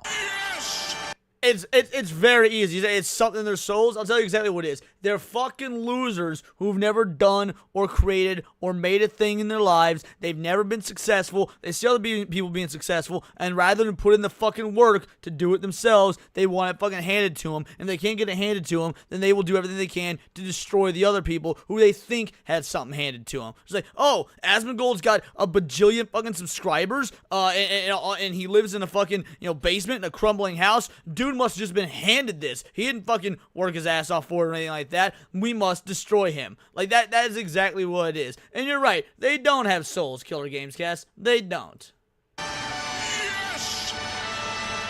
They will pretend to care, but these people actually don't even know what's actually happening, and they're just trying to use their voice as a weapon to harm people. I'm sure it's not a surprise to you guys that people as a whole can suck, but honestly, seeing the absolute gravity, like the waves of how fast a force who has no skin in the game can just rush in and attempt to dismantle a person with the "I knew this guy was weird" tweet, just so they can come off as some prophet who can foresee the evil and otherwise good people, is absolutely crazy. It's absolutely wild. It's the reason why people are saying that it's becoming pointless to apologize on the internet. The internet is taking away people's ability to take a— It was always pointless to apologize on the internet, because it's always pointless to apologize unless you feel like you did something like this isn't an internet thing. Now you can say the internet may have exacerbated it, fair enough. Like the internet absolutely may have made this issue either like worse or more noticeable, because you're seeing it in a lot more often than you would have seen it in like the real world. But like, we've seen this, I'm sure you had this in high school. Like, you did something, you didn't feel like you were wrong, but your friend group or your teachers or somebody was upset spaghetti about it, so you faked a fucking apology. And even after the apology, like, did things just go back the way they were, or were you always being looked at with a side eye? Like, well, they fucked up once, so they're gonna fuck up again. Then maybe they're bad. Like, no. Apologies have always been bullshit unless you yourself feel like you need to give the apology because you're truly remorseful because what you did was wrong. This is not just an internet thing, but maybe you can make the argument that the internet made it worse. Accountability, because it was never about accountability for them. It's always been about just drawing blood and watching someone bleed. And I don't know the answer to it. In fact, I don't think there is an answer to it. I honestly think that this is just how humans and people work. There is an answer to it. Kill them in Minecraft. I know some of you guys at home are probably thinking, that's not how I think. Okay, I'm not out here with the pitchfork trying to just watch people bleed. I just want to see people change and all that stuff. That's great. That's good. That's Daijabu. I'm glad that you think like that. But for every person like you, I imagine that there are like 10 other people who do not give a fuck. They are on the sidelines just wanting to see absolute destruction and the downfall of a person. It may seem pessimistic, but I've been on the internet for a while and I have this conclusion, this theory that a lot of people that are on Twitter or TikTok or on social media are unhappy. Majority of them are unhappy people, so they're looking for a way to feel better. And man, I want to agree with this. I do. But like, my Twitter timeline's awesome. Obviously there's a lot of people that are unhappy. Salty ass fucking liberals are unhappy. That makes me happy. But beyond that, most folk I know, at least on paper, the way they portray themselves, pretty fucking happy. I'm happy. I love X, dude. I love X. I'm a big fan. I'm always happy when I'm on there. I'm just shit posting, looking at cool art, talking anime. Shit's fun as fuck. Of those ways to feel better is to cancel a person. Unfortunately, that's just the reality, okay, of people, the internet, of mankind. I think it's a nightcap. To be honest, I think it's only just going to keep getting worse over time. Anyway, that's all I have for this episode of Lay It On Me. You've just been laid. Moral of the story: stop messing with Markiplier, okay? Just stop. You keep trying, okay? But it's going to be the same result every single time. I'm a little peeved off, right? Because this is one of those things on the internet that I hate, right? Because there's causes that I support. There's things that I stand for. But I feel like there are people who are on my side are purposely taking out pitchforks and just trying to kill the other people. They're not trying to talk. They're not trying to have a conversation. There is no nuance. They're not actually trying to have a meeting of the minds. Their goal is to put themselves on one side or the other and just literally throw stones for the sake of throwing stones, not recognizing that it's literally hurting the cause of the people that you're with. People don't want to fix things. They just want to.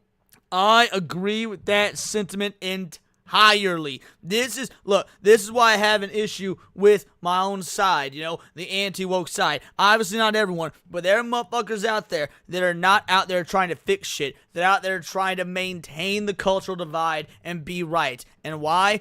Because it gives them a sense of purpose or status or whatever it may be, or because more often than not, the financial aspect, there's a financial incentive to keep the culture war going, because if the culture war ends, they ain't got shit to make videos on anymore. Their fucking revenue dries up. Like, again, not everybody. I think most of the folk I chill with are dope as shit. Will Fans ain't trying to do that. Hypno ain't fucking trying to do that. Atreus ain't trying to do that. You get what I'm saying? But like, there are motherfuckers out there that absolutely want this culture war to continue. There's always gonna be something that's woke. There's always gonna be something that's leftist or liberal. Or like, you've got people take fucking Melanie Mack or John Della Backhole or whatnot. These people, they will absolutely destroy any and all credibility they have, and by proxy destroy the credibility through the eyes of people who don't know people like me or Atreus or whatnot, because they think that we're on the same side, when in all reality they were only on their side the whole time. They're fucking snakes in the grass. Dude is 100% correct.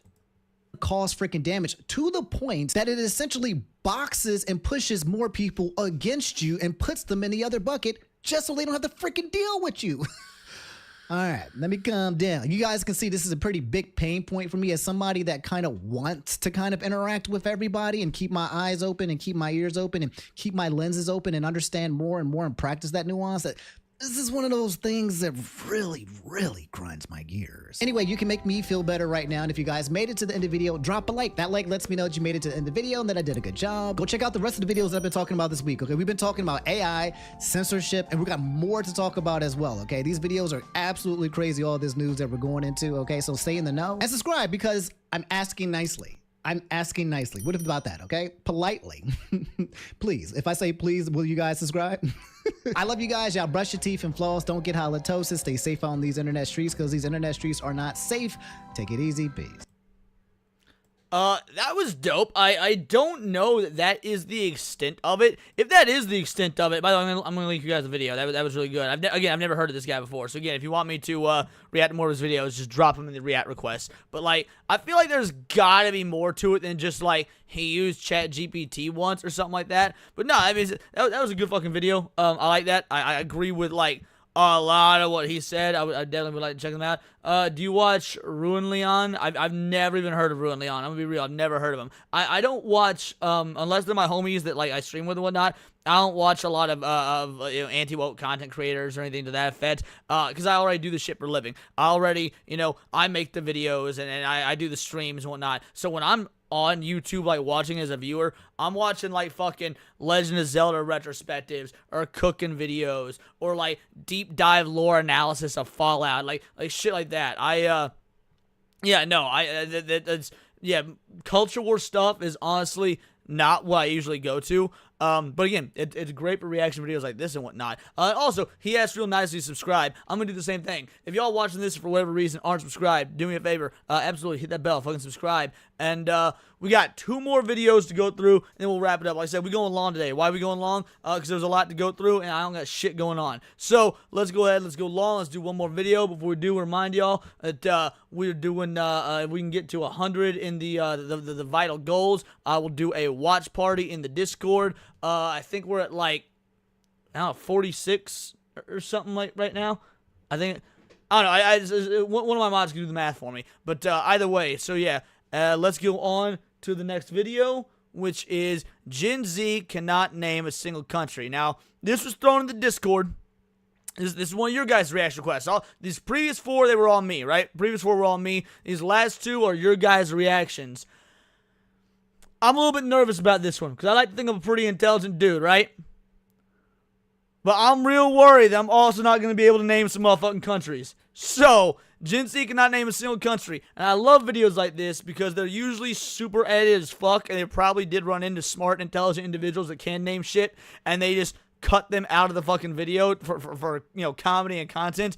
But let's see how these Gen Zers do, and worrisomely on my part, let's see how I do.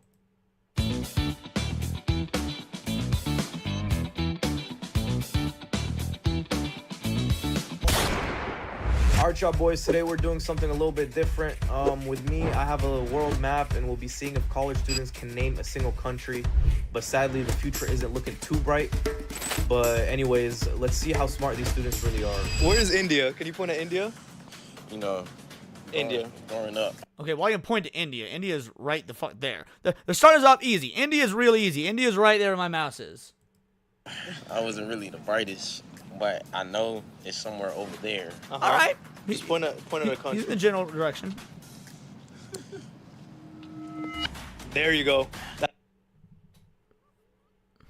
I was wrong. He was not pointing in the general correct direction. He was in the correct hemisphere. He was in the correct hemisphere. Okay, this is gonna be bleak, guys. That's crazy. That's a crazy guess. You're in a whole different continent. That's wrong. No. Yeah. Where's India? What? Where's India? You thought it was there? I promise I thought it was in Africa. Homie thought India was in Africa? Bro, point to Wakanda on the map. I double dare you. Point to Wakanda on the map. Yeah? But no, this is crazy. I'm done. How many states are in the U.S.? 51. 51. There you go. Okay. So.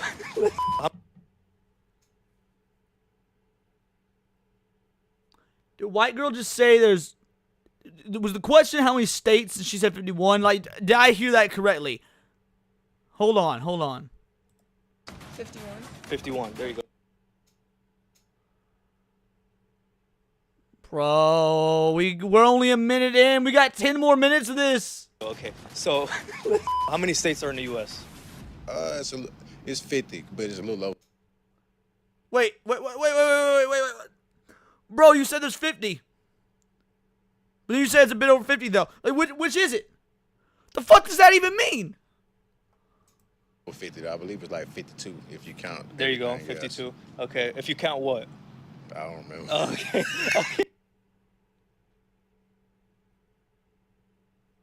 I can't keep pausing after everything. I'm gonna be 50 plus territories. You could say, sure, those aren't states, but yeah, 50 plus territories. All right.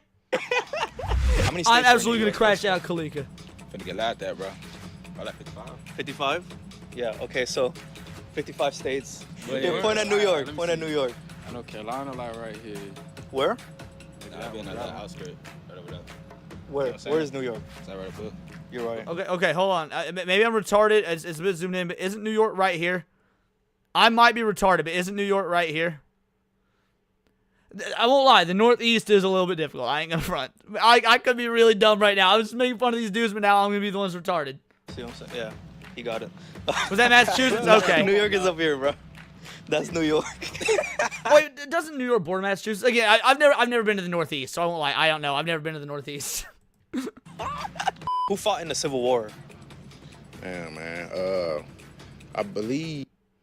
Okay, it depends on the answer he's asking for here. Like, does he want the North and South? Does he want the Union versus the Confederacy? Like, when you say who fought in the Civil War, I don't know. I feel like that's sort of a loaded question, depending on the. I don't know.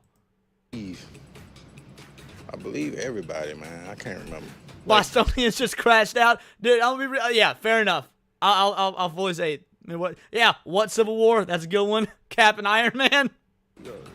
The Like whole all planet? the countries, all the countries. All the countries Yeah. in the Civil War? Russia. Point at Russia. Where's Russia? All right, homie got it right. Homie got it right. He got to Russia.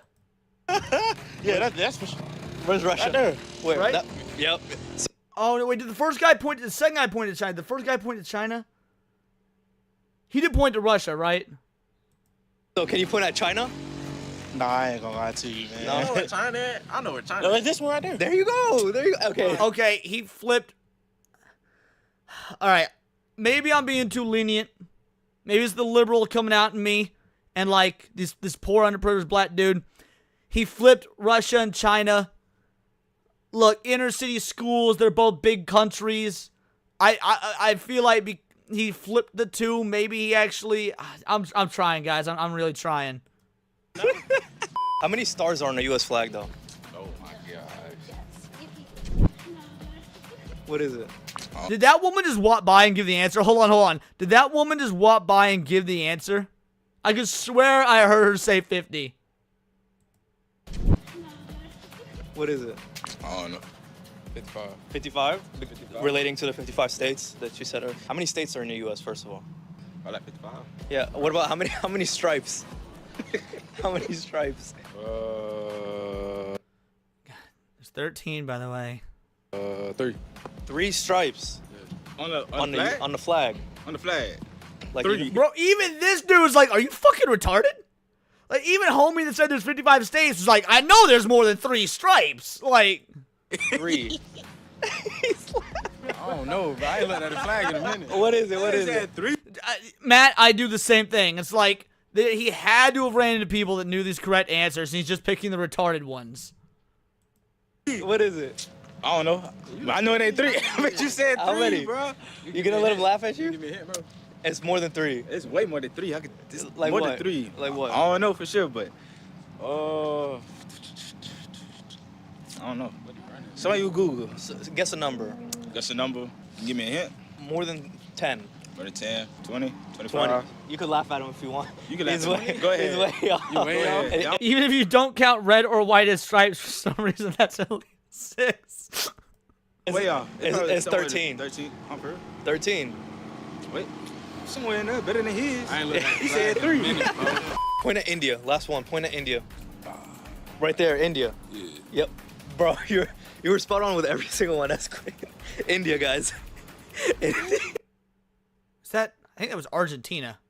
I could be wrong, but I think that was Argentina. You for real? Utah. Where's Utah?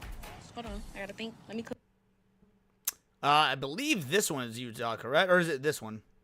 It's one of these fucking 4 that meet in the middle here. Because I'm pretty sure this is New Mexico. No, this would be Arizona, New Mexico, Montana, and Utah. Yeah, I'm not sure. I won't lie. That one? Nah, you cooked. You cooked. You cooked. No, you didn't cook. Utah's right here. Can you point at India? Dang. Okay. I know it's India. Yeah. Somewhere over here. Right there? Oh, Utah's top left of the four corners. Gotcha. Okay. Somewhere over there, yeah. Can you just like point exactly? Like, I'm gonna say right there. right there? Yeah, you're right. Utah, Arizona, New Mexico. The square was called. I thought Colorado was a little farther north. Okay. Oh no, it's right here. All right. See, we're I'm a moving to the moron US. too. I'm a moron too. I'm pumped. I'm going crazy, Hey, bro. you want to join? You can join in, bro. I want to see where India is like. Where do you think India is at? You said it was in the U.S., right? Nah, he done, bro. Where's New York? Got slow a little bit. Okay, that makes sense. Rocky Mountains was a colder climate. Yeah, I flew to Colorado about 8 years or so ago. I'm not sure where that is in relation. I base all my knowledge on the states of the ones I've driven to. I'll put it that way. And I've driven to, I think, 18 states. I've visited like 23 states. So yeah, if I've not driven to it, I don't know where it is. I'm gonna be real. It's small, but it's up there somewhere. Where? Right there? Mm-hmm. Perfect. Wisconsin. Ooh. Damn, bro. Wisconsin. Crazy. That's You crazy. gotta end it off with a bang. You gotta end it off with a bang. That's crazy, bro. Wisconsin. It gotta be right there. There you go. Oof. No, God damn it, no. I think I do know Wisconsin. Hold on, I might be retarded. But Wisconsin. It gotta be right there. Zoom in on the map, bitch. I want to point out Wisconsin. Fuck. All right. Wisconsin. That's You crazy. gotta end it off with a bang. You gotta end it off That's with a bang. crazy, bro. Wisconsin. It gotta be right Okay. I'm not. Thank you, Schizosaurus. Not just me. there. There you go. Do the U.S. state quiz right now. All right, I'll do the U.S. state quiz right now. Actually. I sure want to leave. No, I'll go to site. All right, hold on. How does this work? U.S. 50 states. So wait. Oh, and tell me. Click on South Carolina. South Carolina. It's North Carolina. Fuck. All right, so I guess Maine. that's South Carolina. Maine. Illinois, Illinois is right. Florida, North Dakota, This one. Hawaii, Michigan, Right here. Oh, that's Wisconsin. Oh, Michigan's here. All right. Arizona is. No, you said that. Colorado, All right, so this. Wyoming, Kansas, Missouri, Pennsylvania. Oh, this one's gonna be a little bit more difficult. Oh, that's Maryland. I don't like the Northeast. All right, Pennsylvania. Stop. So there's a fly in here.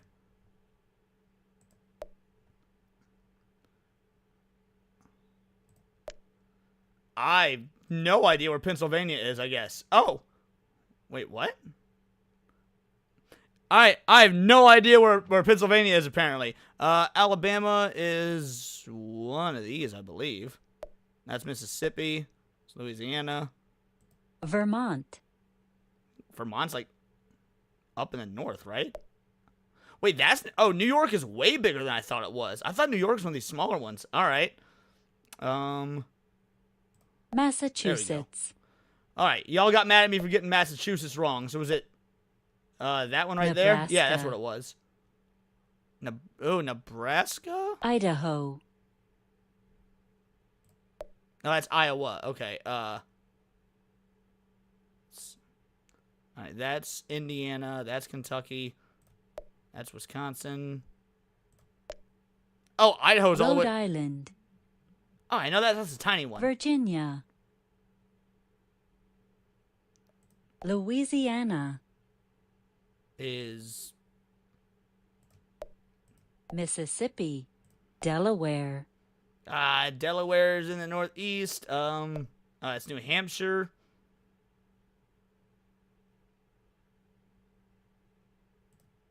That's West Virginia. Okay. Oh, Iowa, Delaware's tiny too. I didn't know that. All right, so Iowa's the one that's up here. Texas, There we go. Texas is easy. New Hampshire, Didn't I click on one of these earlier and it say New Hampshire? Now I'm just trying to go from memory. That's Maryland. Arkansas, Nevada, Well, I say Nevada, but okay. Montana. Montana's in the Wisconsin. north. Okay. New Mexico. Utah. Oregon. New Jersey. There we go. All right, New Jersey's near New York, so it's gotta be this one, right? Alaska. Washington. California. Oklahoma. New York. Maryland. Maryland, Indiana. Minnesota. Oh, all right. West Virginia. North Carolina. Georgia. Kentucky. Connecticut. Oh, shit. Connecticut? South Dakota. Tennessee. Ohio. All right. 69. Nice. It's good enough for me. I'll take 69.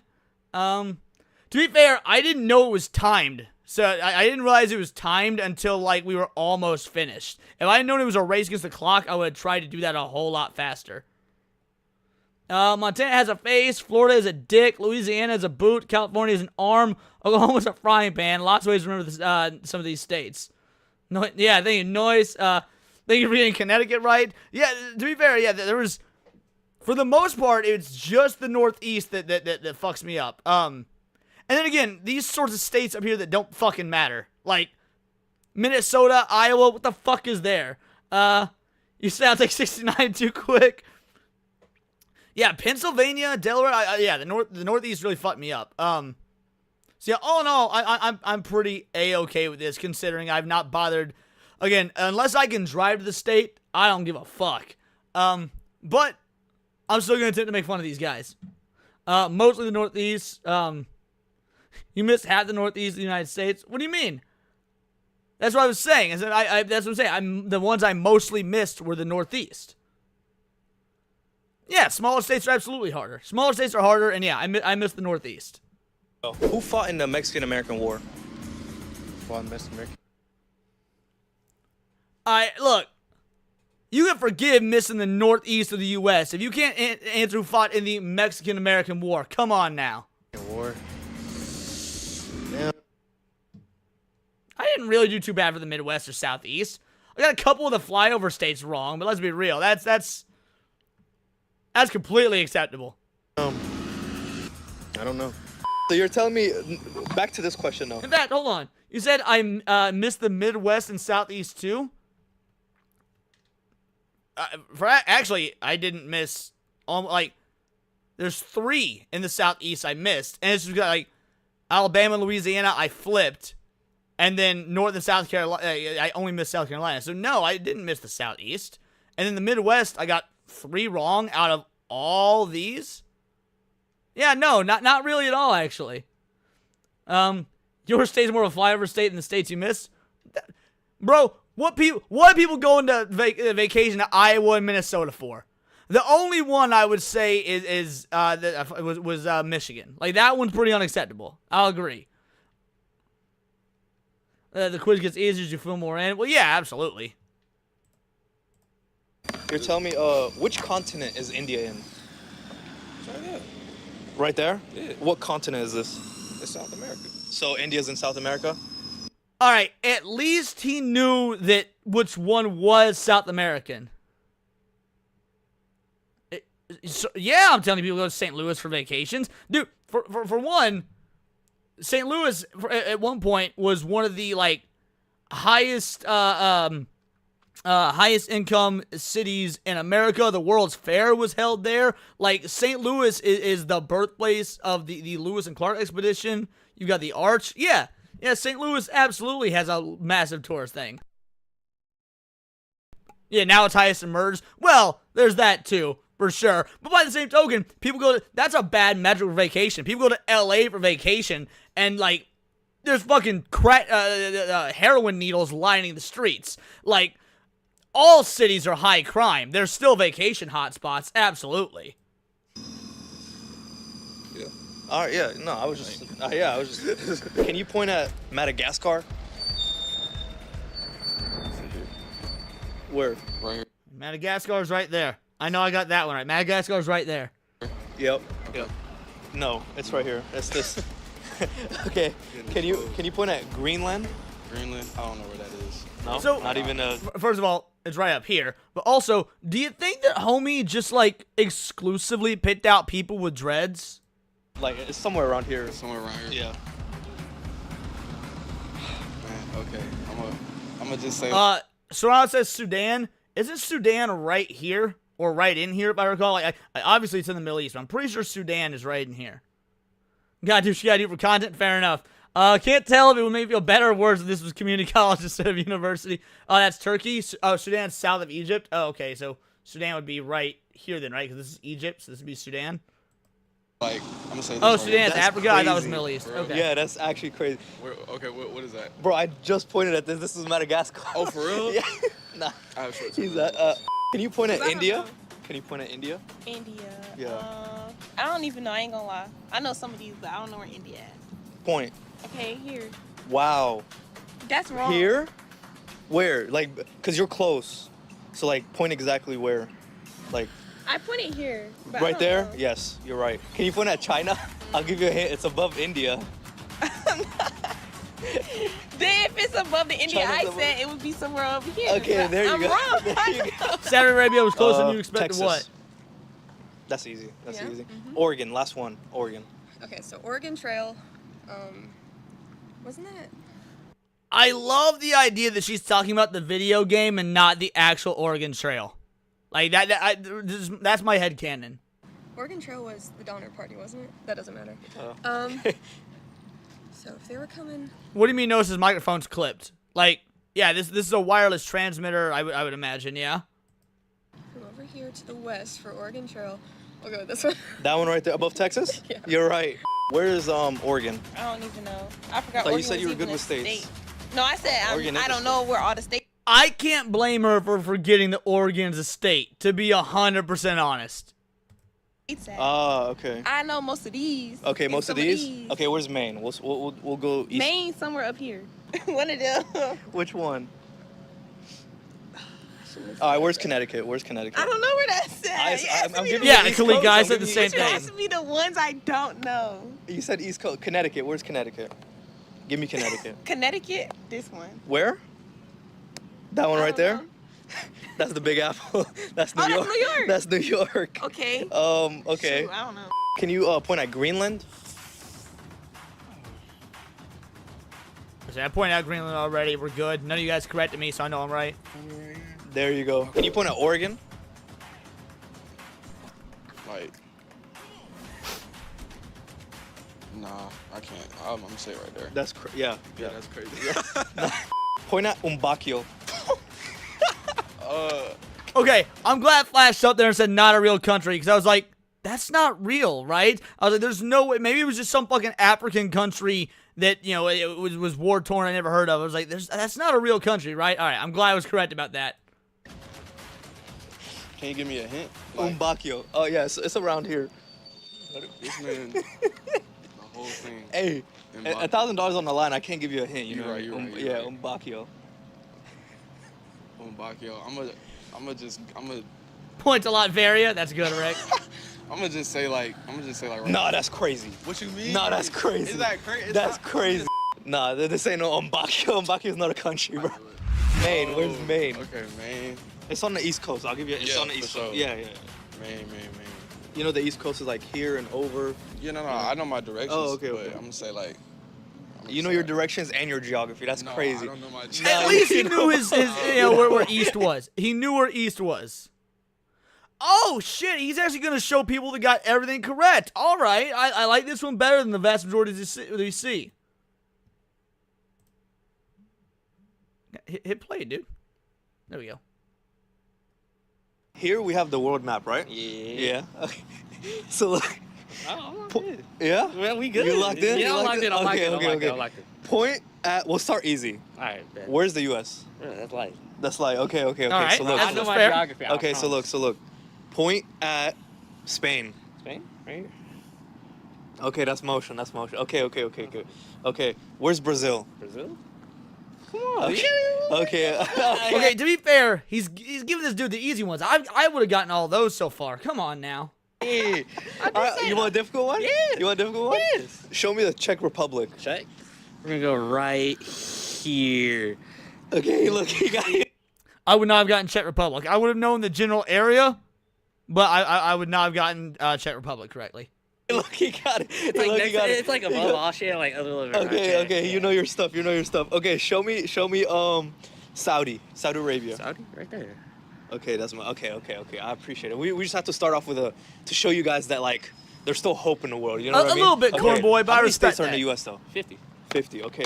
Can you show me where Utah is? Utah. I'm gonna be real. Once the dude's hitting like the Czech Republic and shit, I wouldn't have even bothered with the fucking states. Like he clearly gonna know all his states. Nah, he knows his stuff. He knows his stuff. Okay. All right. Where is Oregon? Right here. All right, that's done. Yeah, he got it. Can't go undefeated. Nah, he can't go undefeated. Okay. Give me the last Let me see. Yeah, Hope went up 2%. DC. DC. I'm gonna go right here. It's basically Maryland. So it's like. Nah, he's diff. Yeah. Okay. All right, Illinois, last one. Illinois. Right here. Nah, he got it. Okay, he got it. Hey, I appreciate you, man. Yes, Thank sir, you. I bro. appreciate Yeah, it. yeah, exactly. Hey, but there's Right. hope in the world. You know what I mean? That not everybody's an NPC. Can you point at India for me? Right there. Can you point at Brazil? Okay. Can you point at Russia? Dude looks so how many states are bored. in the US? 50. Okay. Can you point at Oregon? Okay. Can you point at New York? Okay, last one. Oklahoma. There you go. I appreciate you. Can you point at Brazil? Brazil's that one's big. Yep. Can you point at I like how he started with the black dude, just show like, see, black people can do it too. Now all the whites. Like that's. India's the other big. Okay. What about Russia? Russia's the other big. Type. What about Australia? The other big one. Okay. This is a hard one. Where's the U.S.? I'd hope I know that one. I appreciate you, my boy. Please tell me no one's failed that. The U.S. one? Any of those. Oh yeah. Yeah, bro. Oh, he looks so sad. All right, that was good. I enjoyed that. We got one more, and I'm glad that Serranos is here for it. This will be a quick one. This will be the last one we do, and I'm going to wrap the stream up. The Wyoming incident, original upload. Now, I don't know what this is. Serranos randomly messaged me at like 2 a.m. or something yesterday, or whatever day it was, asking if I had heard of the Wyoming incident. It says, this really happened. They still don't know why or who or what it meant, but many people claim they got headaches, sick, etc. This is broadcast in a way to do just that. This is what came over the TV in one small town, Wyoming, really. Now, I don't... So this says it was uploaded in 2013. I don't know if this is real or not. Like, it looks like it'd be some sort of analog horror thing, but that's a really recent advent of the internet, so...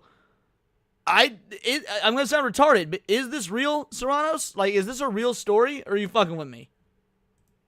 First to visit in preparation for the 2008 general election. Republican President Jackson. I have heard of this. Yeah, I remember seeing like creepypastas about this. Okay, it's one of the oldest horror videos on YouTube. Yeah, I remember like back when Watch Mojo was a thing, like fucking 10 years ago. I remember seeing this specific screen in like the top 10 creepypasta videos. Okay, this will take me back.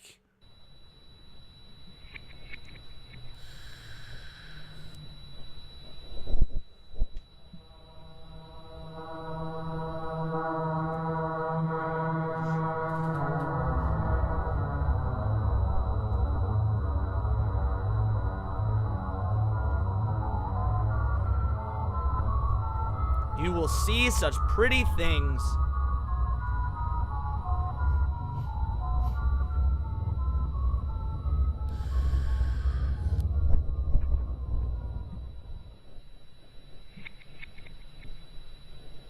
Yeah, the music's great.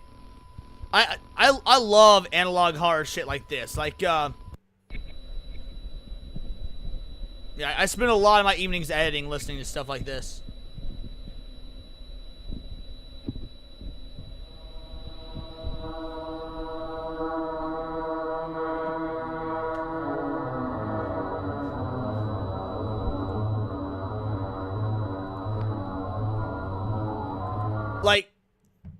so far, there's not really that sense of dread that a lot of modern analog horror is able to pull off. Like, you could tell this is very much early internet attempt at it. It's also a bit more realistic, though, because it's not so gimmicky. But it also shows kind of how far we've come.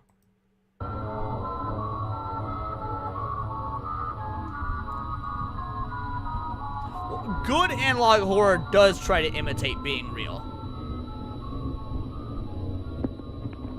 Why do you hate?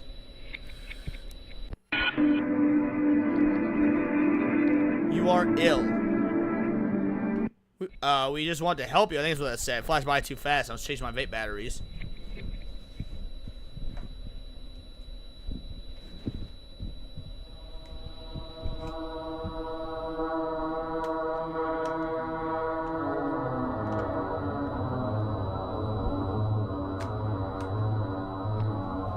What hides in your mind?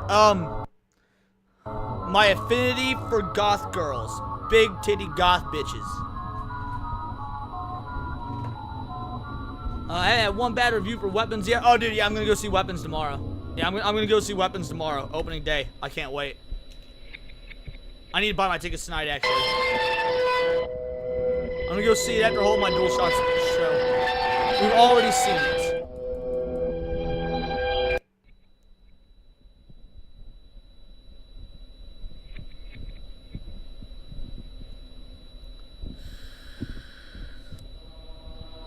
Yeah, I'm very excited for Weapons.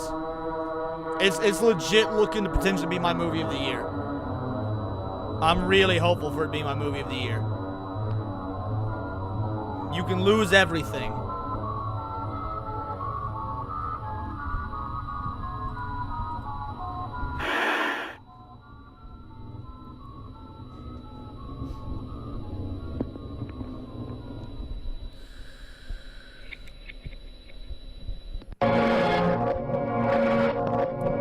Nothing is priceless.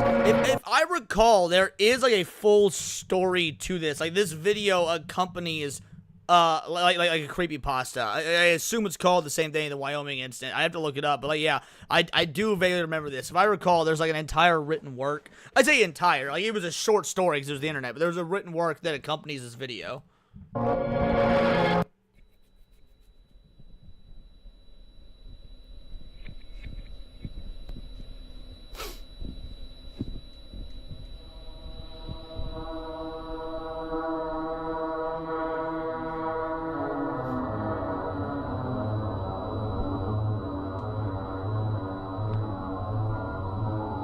Cannot hide forever.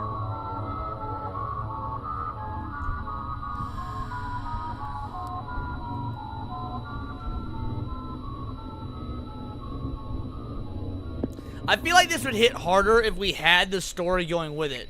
If I actually saw this on TV, I'd be wondering what the fuck is going on, but it's something known to be an internet horror story. It loses it. Yeah, that's kind of my thoughts as well. Like, if I... And that's why, again, great analog horror, and at the time this hit YouTube, they probably stuff like this wasn't so widely circulated, so I bet a lot of people felt like a lot of people fell for the Russian sleep experiment, to be fair, and that's obviously fake, but because stuff like that was so new to the internet at the time, a lot of people fell for it.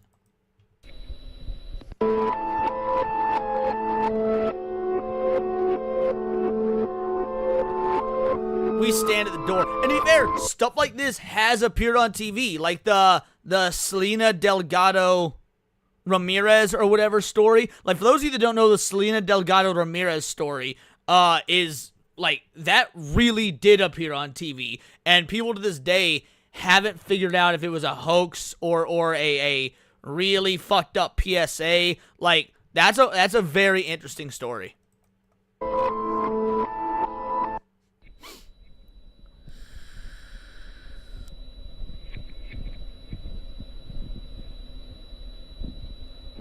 Yeah, I couldn't give a shit less what Endymion says. Dude's a fucking grifter. Endymion says a lot of shit, but he's a fucking grifter.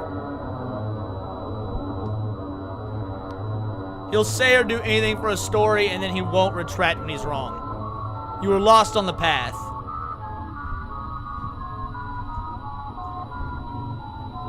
Endymion is lost on the path. For sure. Not one of, Sorrows. I think it's going to be the biggest game of all time.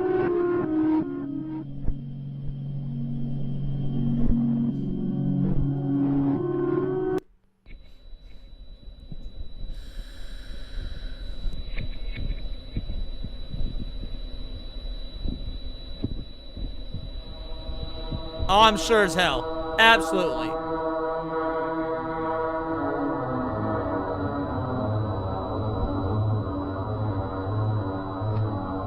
There's truth in fiction. Yeah, I could see it being too slow for you, Rick Costa, especially by today's standards of internet horror. But put yourself in the mindset of the internet in 2013.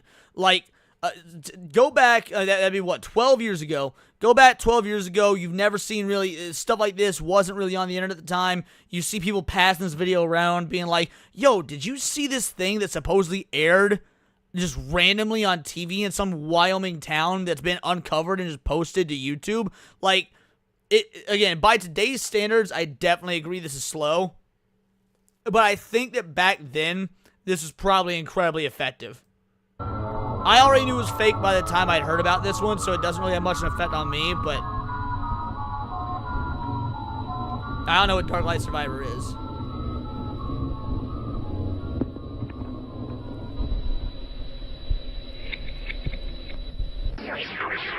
Well, slow is not inherently... You know, I agree with the first part of what you're saying, Hugo. One rule of horror is to let viewers' mind fill the gaps. Slow is good. So I don't think the two are mutually exclusive. So yeah, I think you're entirely correct about letting the viewer's mind fill the gaps. That's why I think, like, PS1 horror games, for example, are so much more effective than modern-day horror games, because the low resolution, like, lets your mind fill in the gaps.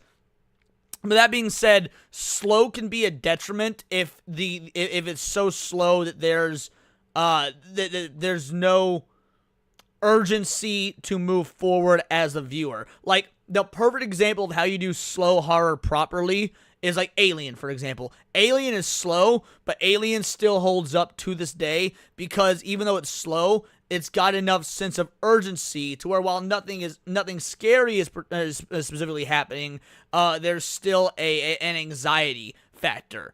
So yeah, I slow should be good, but it's got to be done. It still has to be done competently.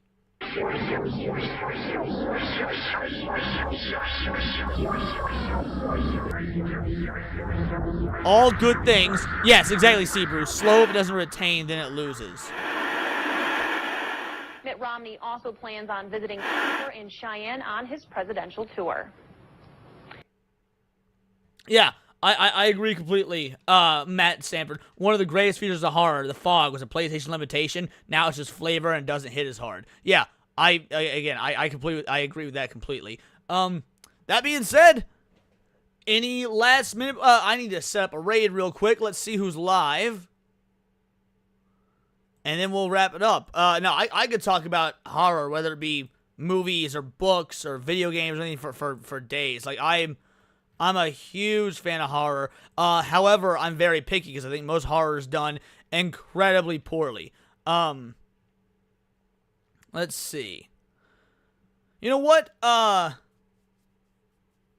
Blue Collar never gets rated. We're going to rate Blue Collar Loser. It says he's live right now. We're going to rate Blue Collar Loser. He has been an amazing friend, supporter of the channel, the whole nine. So you know what? We're going to raid him. We're going to end this here. Guys, thank you so much. I will see you same time tomorrow, 1 o'clock. If you've not checked out the video I released today about the Collector Shout situation, definitely check that out. Hey, Killer Gamescast for a two-banger at the very end, for being a man after my own heart. Love horror. My man with a plan. Yes, absolutely. In fact, do I have anything horror-oriented?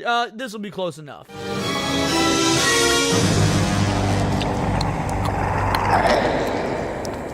One ugly motherfucker.